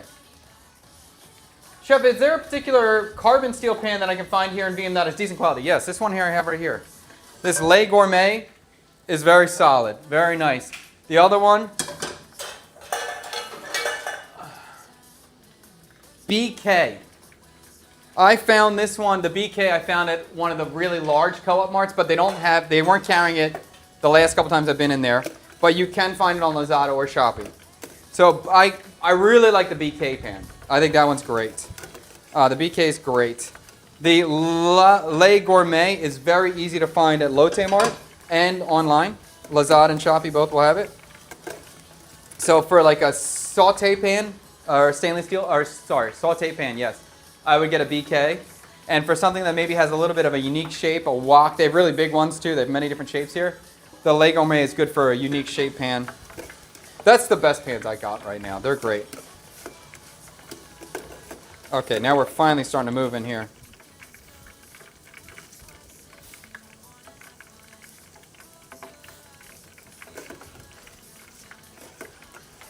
How far can I take this without burning it? Get your shit together, chef. Thank you so much. Did you usually buy kitchenware in the supermarket? No, sometimes. I'm either or. I feel like they always not with you. At the supermarket? Yeah, I mean, Lotte Mart I feel like has a good deal. Co-op Mart can be hit or miss. And I buy kitchenware anywhere I find it. If I need that piece, I'm gonna go for it.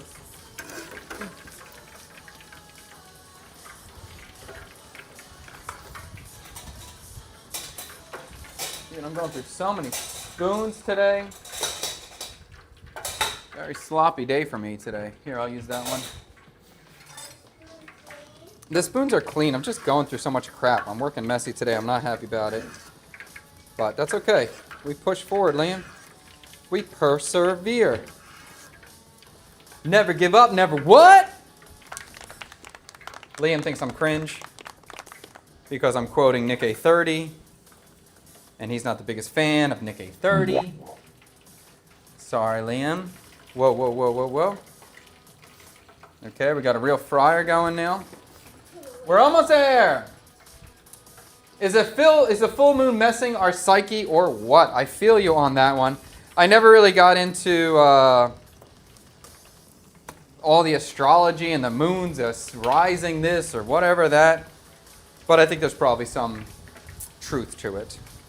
What do they say? A millionaire thinks astrology is BS and a billionaire lives his life by astrology, something like that.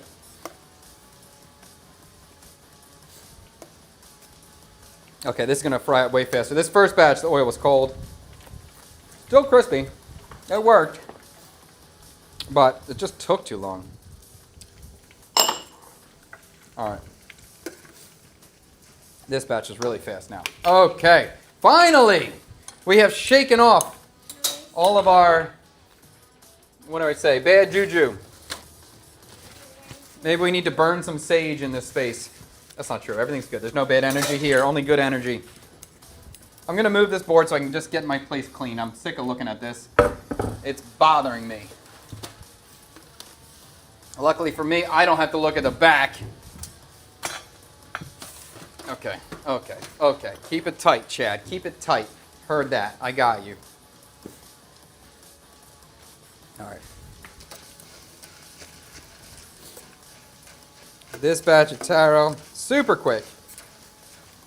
All right, we ready to assemble. Let's eat some freaking noodles, bro. Let's eat some noodles. This took too long.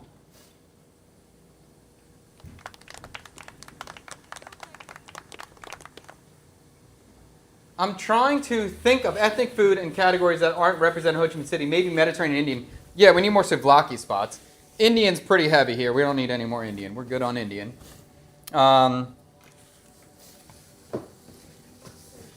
We could use some cheesesteak spots. How about some solid American food would be good. I'd like to see some more meat and pie shops, like Australian pie or British pie. I'd like to see something like that. That would be cool. I think I would like to. It may not work, but I would eat a couple of them. Yeah, I would eat a couple.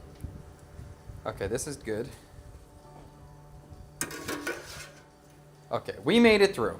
Maybe this whole day was just to show somebody watching right now to persevere, no matter what. Push through. Make it happen. Did it go down? I got it. You got it? Nice. You got it. Let me get one more of these so I don't burn that. Okay. So much hot oil to deal with after the stream. Not going to be a fun cleanup, but we do it. We do it for the team. All right, final check on the chowder. Let's look at the chowder. Let me get a ladle, probably. It looks somewhat thick. It's definitely got chowder vibes to it, so I think that's going to be cool. Look-wise, this is not going to taste. This is not going to taste the.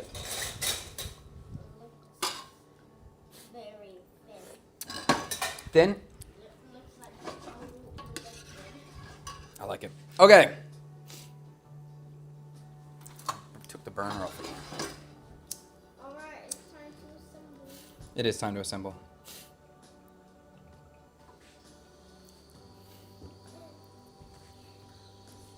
Yeah. Oh my god.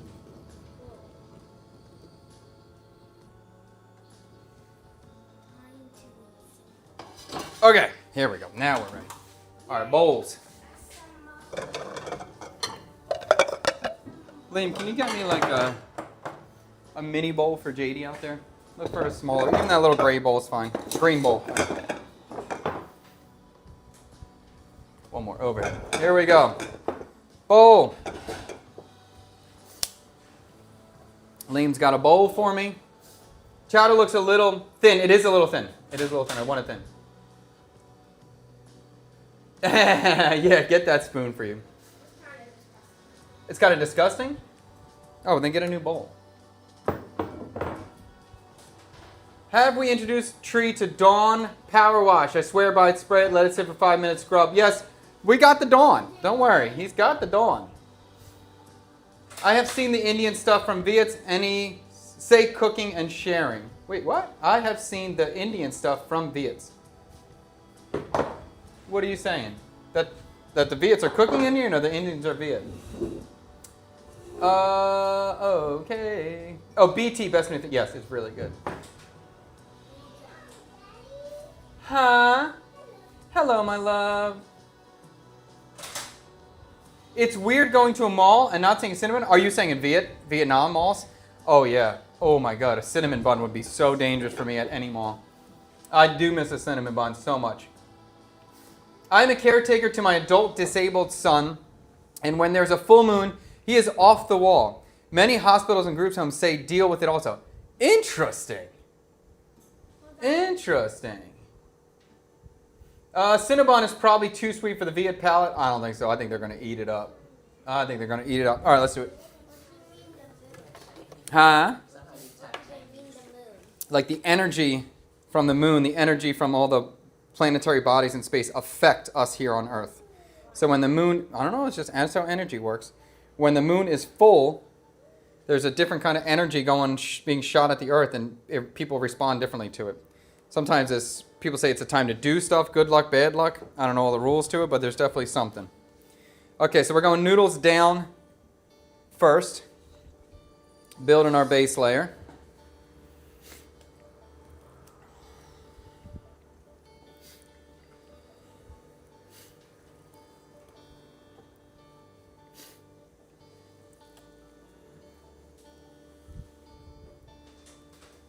Joe, you ready to eat? Yeah. Okay.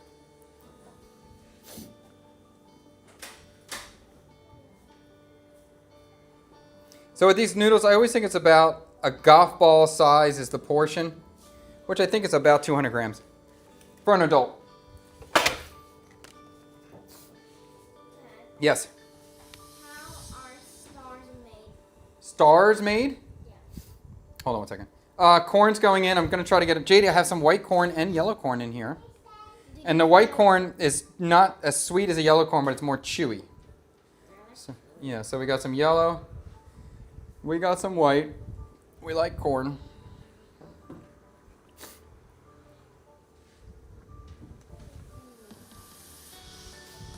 So you're making a noodle bowl?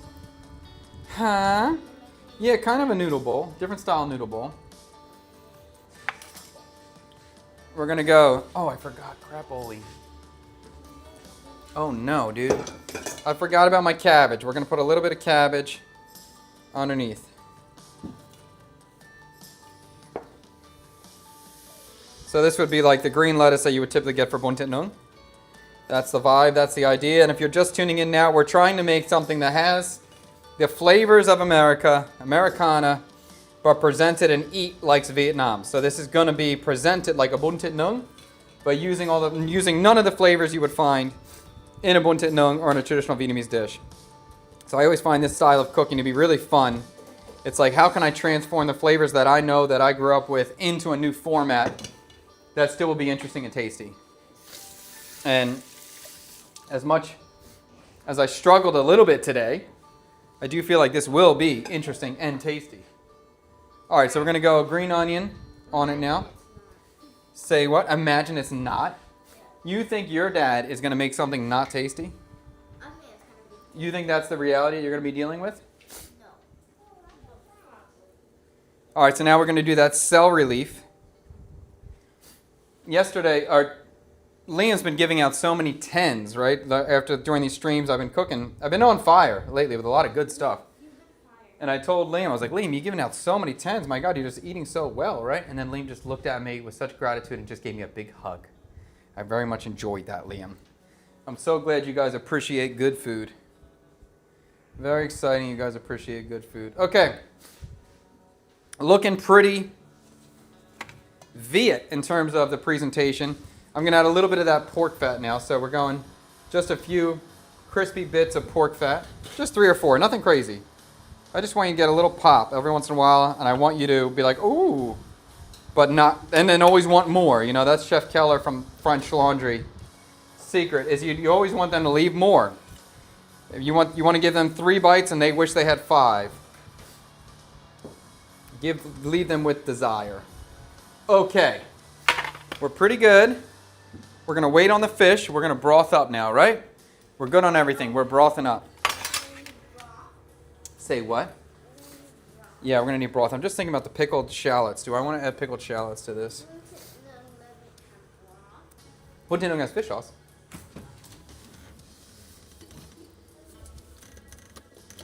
What'd you say?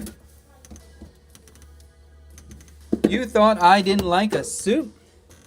Oh, I found that pork fat for whoever was asking me for. This is it. Meat deli. That's the container. That's easily found at most supermarkets now. Let me see if I can find my candy chili. I think. Oh no, we're going to be nibbling green chilies. Oh, Tang's going to like this. Okay. We're going to nibble green chilies as we go. Okay. JD, I'm going to give you. Actually, let me do it. So I'm kind of heating up my broth here. Why'd the fire go out? Oh my God, the gas is ripping. No, it shouldn't be.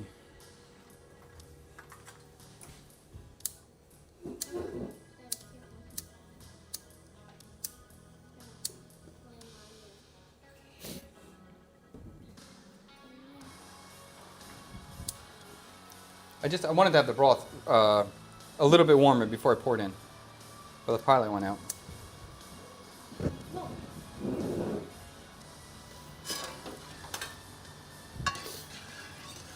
So I'm going to pour the broth on, then we're going to crumble some fish right on top. And then we're serving. Oh, with the tower too, and then we're serving. This looks yum. I think it's going to be fire. I really do think it's going to be good. I wish I had a little bit of lemon, but it is what it is. I eat the chowder before my mom gave her the rest. Before you ask, oh, okay, heard that. We're made of mostly water, and like the tides, probably affected by the gravitational pull of the moon. 100% agree with that. I hear the sniffles, Nick. I hear the sniffles. I know. I don't know what's going on today. It's been a little bit rainy. It's actually been a little bit, I don't want to say cool, but cooler than absolute fire that we've been the last couple weeks here. So maybe the coolness is there. Coming back. That's gonna assemble. And already assembled. I see why you keep the pilot lights always on. Yes, you can see. It's super annoying to keep relighting these all the time. Okay. We're steaming. We're good. My wife just walked in. I think she's done yoga. That means it's taken me way too long to make this. But that's what happened. Normal time. Huh? Normal time. Yeah, but I wanted to be done way before this. You don't think she left? Yeah, I don't think she will. Oh, really? They're on 2 phones together. 3 hours. Okay, chowder's hot. Let's go. Let's serve this up. We're going to take scoops. And we are going to serve, topping it with the fish. So let's get some chowder in here with that. Here we go. I'll do JD's first. No, we're not. Mom, did you do yoga yet? Never mind. So the hard part for me is just going to be to guesstimate how much liquid do I need to add to this. Because I don't want it to be a soup. I kind of want this. This sort of thing is like a wet noodle salad. So I'm going to kind of go a little bit light. And then if people just want more broth, I'll just give it to them. Tree, close this door. Tree, I can hear myself talking because my wife is watching my live stream. It's so weird at nighttime. My wife watches my content in the bed and I hear myself talking in the bed. I'm like, can you just please put a headphone on or something? Oh, yes. Huh? Yeah, I don't need to hear myself all day long every second of the day. It's fine. I'm going to give you a little broth, and if you want more broth, you just tell me, okay? And I'll get you more broth. Okay, so now we're just going to kind of rip some fish. Yes. And I have a lot of fish, so if you want more fish, you can have some. All right, so there's a JD portion. And here's the fried taro. Yes, the fried taro's there. So that's a JD right there, and that looks pretty cool to me. Oh no, wrong button. There we go. That's the button. Looking pretty cool. Looking pretty cool. All right, JD, here you go. You want fork or chopstick? Fork. Fork's your favorite. You cannot beat chopsticks, my love. We were just having this discussion yesterday. Chopsticks are the premier utensil, #1 utensil in the world. You can do a chopstick and spoon is all you need. Did Mommy go to yoga yet, or is she coming back? I have no idea. Okay. She's right here. I know, but is she coming back, or is she leaving? Tell her I have food if she wants it. Hey, Mom, did you go to yoga yet? Oh, she didn't go yet. Oh, okay. That means she's gonna leave soon. Yes. That means she doesn't want to eat before she goes. Definitely not. But I'm going to have some leftovers for her. Okay. So we'll do taro on top here. I have some. I'll have food left over for you.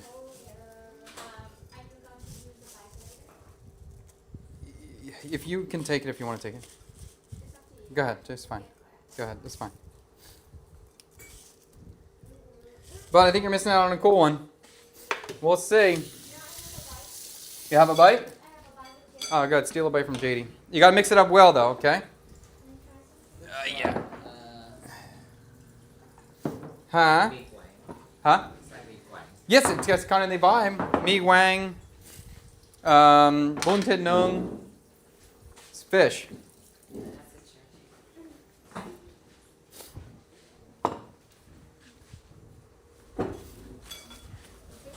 The fish is good. Tui says the fish is good. Yes, Nico, I agree. The candy chilies is probably going to be great in here.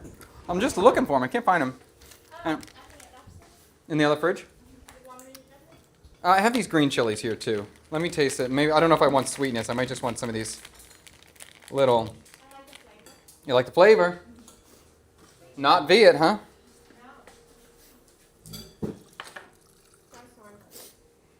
And this is like, huh? Always mix it. These little green chilies are my newest addiction. I don't even know if I like them. I'm just addicted to them. They're so spicy. They're not as good as a habanero. They're not, but I love it. It's hard for me to explain. I didn't like this chili before. It's not something I really wanted to eat before, but now I just love nibbling on this chili. I really like it. You guys got words? Really good. I struggled a little bit today. I made some mistakes today, but that's okay. Let's see. All right, so let's see what this.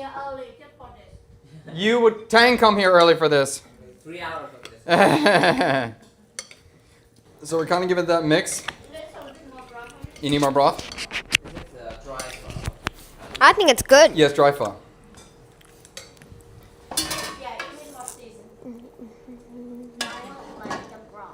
You don't like the broth.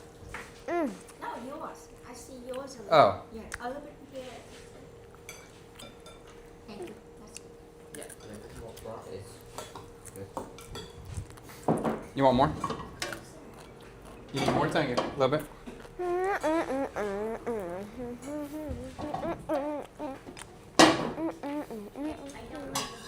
You don't like the broth. What don't you like about the broth?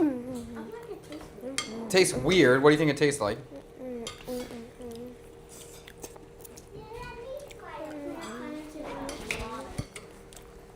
Tastes like water. I'm gonna need salt. Okay. Lots of salt. You like pink and a little bit more salt. Mm-hmm. Okay, you can put it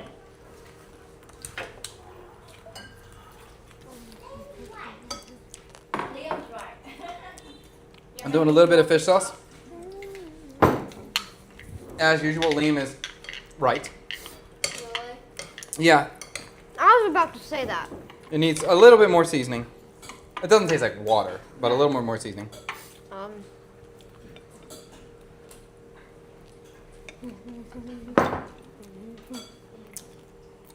Nibble the Is chili. it meant to be sideways like that? Jay wanted to say something. What did you say? Woo, spicy. You doing points already? You already know your answer?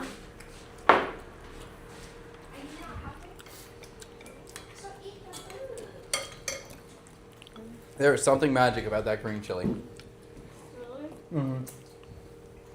Mm-hmm. What, you don't like that? I love it. I don't know why. It's so hot. I know. You like hot. The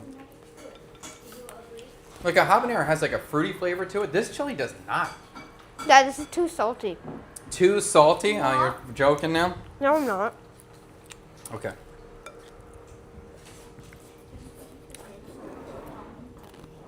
Oh, wait, Liam's right.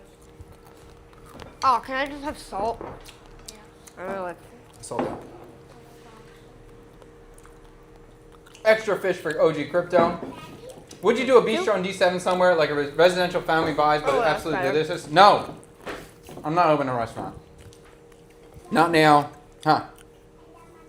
Okay, you got your point. What do you got, JD? Can you point to that one? Is it really a 10 for you? Yeah, it's a 10 of them. You really like it? Why do you like it so much? You like the corn. And well, I'm glad you enjoy it, honey pie. Dad, Yeah. do you have any more corn? Yeah, I have a lot of corn. I just want to try the white corn. I have a lot of corn. Yeah, white. Yeah, the restaurant thing, I don't think that's going to happen anytime soon. Maybe vendors, simple restaurant, one serving one dish, that maybe, yes? That is so chewy. Mm-hmm. I have a lot of fish. This might gonna be good with some like sweet and sour fish sauce to dip the fish in and then to pour it on the noodle. I can agree with that.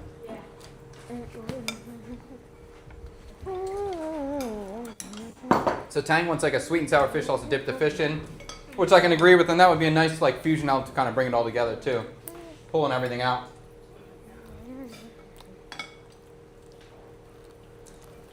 Brother, we love you. If you stream 24/7, I would just leave my computer on. Your voice, sarcasm, skill, knowledge, family, interaction feels like you're a part of the family. Thank you, man. That's a pretty darn good compliment right there. BT Murphy called me brother. So when you really like somebody, you can call him brother.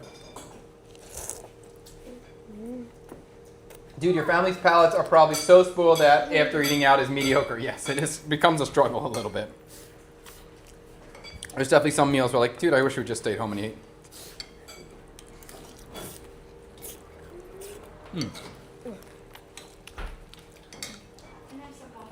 Yeah.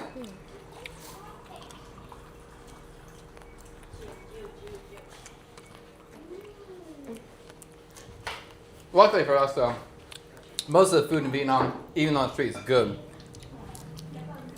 And Tang is paying his rent right now. He's getting my daughter cold water. He knows that she wants cold water, always, when we eat.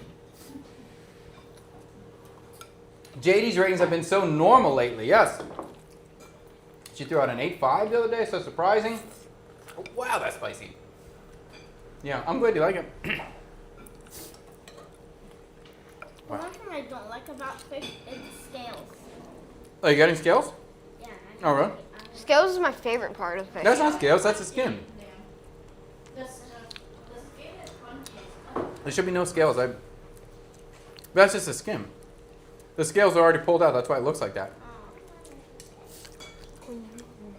Some fish too, they fry, the scales we fry really crispy and the scales are good.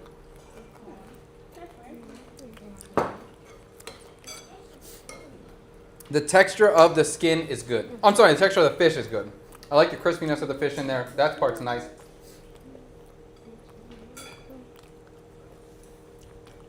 Do you ever make bún chả? I heard I have to get it when I'm in Hanoi. That is accurate. You do have to get it when you're in Hanoi. It is potentially the best dish in the entire Vietnamese cuisine. Number one. I think no matter who you are, it's in your top 5, unless you're Fred Wilson. You think bún chả nung is better, which is chaos. But bún chả is incredible. And yes, I do make it sometimes. Like the bún chả bulgogi, the cheeseburger bún chả. Mm-hmm. Or maybe even just real bún chả. That never made real much. Yeah. I'm out. So I take a bite, right? Go ahead. I'm going the, How long are you going for? An hour? yeah, 12 to 1. Is that okay? All right. Oh. Yeah, you should definitely eat bún chả in Hanoi, and you should definitely try to nibble a green chili while you're in Vietnam. Give that a nibble. See if it captures you like it captured me. Is there anything that you feel you can't make better than any street vendor? No. No. No, cooking is difficult. Like cooking is not hard. It's not hard. It's step by step by step. You take every single step is simple. Well, you said cooking's hard. Well, It's really hard. But making a dish is easy because it's always, you break it down into steps and every step is simple to our process. Cooking is hard because it's a hard lifestyle and it's a lot of work. It's physically demanding, physically difficult.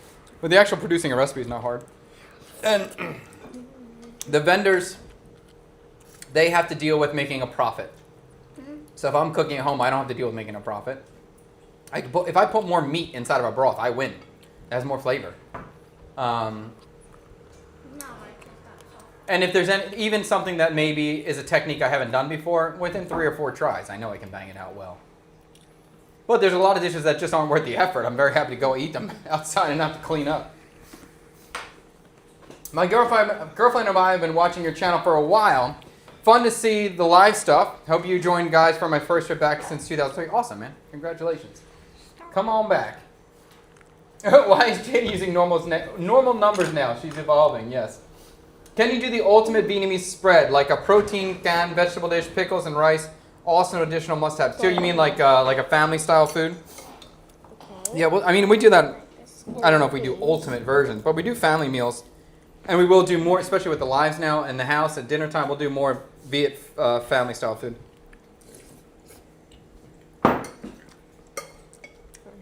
You guys have numbers? You ready for that or no? yeah. You want to rate?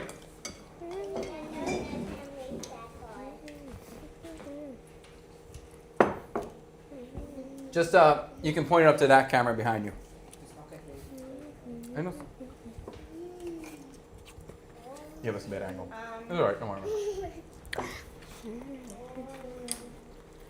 Liam with a 9. Tree, what do you got? Liam, what do you like about it, don't like about it? Tree with a 10. For Yeah. real? Before it was an 8, but then I added salt and then now it's way better. All right. I'm gonna add more. Here we go. Let's see what the Tang thinks. My family laughed really hard when I told them about your reverse culture shock coming back to the States. And your father driving 80 on the freeway and you panicking. Yes. It is a little scary how fast we drive, that's for sure. Tang ate the whole thing. I wonder what the others rating, and I wonder what your wife would rate this. She didn't even rate it, huh? She likes this. I know she likes it. She's probably going to rate 8.5. I bet you it's an 8.5. I know her well. Tang's got a 8.3. 8.3. For me. More seasoning. 8, my wife, 8.5? Hey, I knew it. I knew it. Oh my God. I know that woman. I know that lady right there. I know her. It's great. I like the combination of the corn. The corn. Corn's good in there, yes. What did you say? More seasoning? Is that what you said? More seasoning, something to dip the fish in. Yes. I think this dish can be improved. Yes. People will like it. Yes. I can agree. I'm a 7-6 for me. 7, wait a minute. Or is it a 6-7? Or is it a 7-6? It's very hard to figure out how you're holding this up. That looks wrong, so it's got to be this way. Does that look right? No. No, it's 6. I want to do a 7 and then a 6. There. I have no idea. It's hard. It's very. It's surprisingly confusing when you try to hold up a number. Daddy? Yes. When you stand like this way, Yeah. and sit like this way, Uh-huh. then sit down. Oh, okay. Thanks so much. Thanks so much for that, my love. I like the flavor a lot. I think this can be a great dish. I think it'd be great. Fish is cooked well. I love the addition of corn. The noodles appropriate in here. I want to see a dipping sauce. I agree. A fish sauce, sweet and sour fish sauce to dip the fish in. Not in the broth, just in the fish. Great. I want to see the broth a little bit thicker and fattier, a little richer. Whether that's just more cream, whether that's potentially coconut milk, or whether that's just thickened where I'm blending the potato or something. I just want more body to it. And surprisingly, I want to see this served hot. Not warm, not room temperature. I want it hot. I should have thought or realized that the cabbage, the only vegetable I really have to deal with is the cabbage. And I specifically bought the cabbage to be able to hold up to eat as opposed to using lettuce. So I wish this was hotter. You okay? Yep. I love the chili. I think it's Oh man, I'm stuffed. good potential to be truly a banger. I'm stuffed. Truly fantastic. I think it eats well. I like. See you guys, gotta go. I like the way it's presented, but I like the flavor. I like the Western flavor with the Viet presentation. So I think it's a cool dish, definitely, and really can be something special. So I probably will make this again. I think we can do this one more time, and maybe we'll make it again and lock down the recipe, so you guys can try to make this at home too. And that'll be another thing. Like I really want all these recipes. I'm gonna be tracking everything I make. I'm gonna be writing everything down, and I'm gonna have all the recipes out for anyone who wants to join as a member in the Patreon or YouTube, so we can have this, so you guys can try to recreate this. So I think it'll be really cool. Okay, quickly, we're going to wrap this up. I'm just going to get your final chats I haven't touched, and then we're going to wrap it up. Can you explain the difference between bacon there versus USA? Yeah, USA is better. The bacon in Vietnam is not smoked properly. It's using liquid smoke. I don't think they do a dry cure. I think they do a wet cure. Why is TikTok going black? Uh-oh. Oh, can you do my puzzle? Prove. I guess that's the longest it ever lasted, though. Wow, Tanya, you did such a great job. Look at you. Not a robot. Bacon here is wet cured, not dry cured, not properly smoked. When you buy it, it's very wet. It doesn't sear as well as American bacon would. So it is definitely an inferior product. I'd say it's about. Tanya asked me before because he's never tried real bacon. So I think this bacon that we're having here is about 60% of the way there. What types of banh mi are you planning on selling once you open your shop? I'm excited to try it once it's open. One style. Actually, 2 styles, potentially. Caramelized pork banh mi. It's exactly the same sandwich we made in same in Philadelphia. And it's a great sandwich. It's great. And the other thing we potentially will do would be the pork confit banh mi. So pork shoulder, coat it with a pho spice, and then cooked in pork fat for hours. And then when it's ordered, we grill it and crisp it up. Reminder, what was in the chowder again? Potato, dried squid, dried shrimp, fresh shrimp to make the broth, corn, thyme, a little bit of chili flake, black pepper, a little bit of celery seed, salt, fish sauce. More fish. Sure, buddy. But you don't like the skin? You just want the meat? Sure. Yeah, I have more. You can have as much as you want. Say you were to stream dinner. How many hours until the next one? Probably about 4 or 5. What time is it? It's 12 o'clock. My goal would be to start streaming at 5 at the latest. So 5 hours.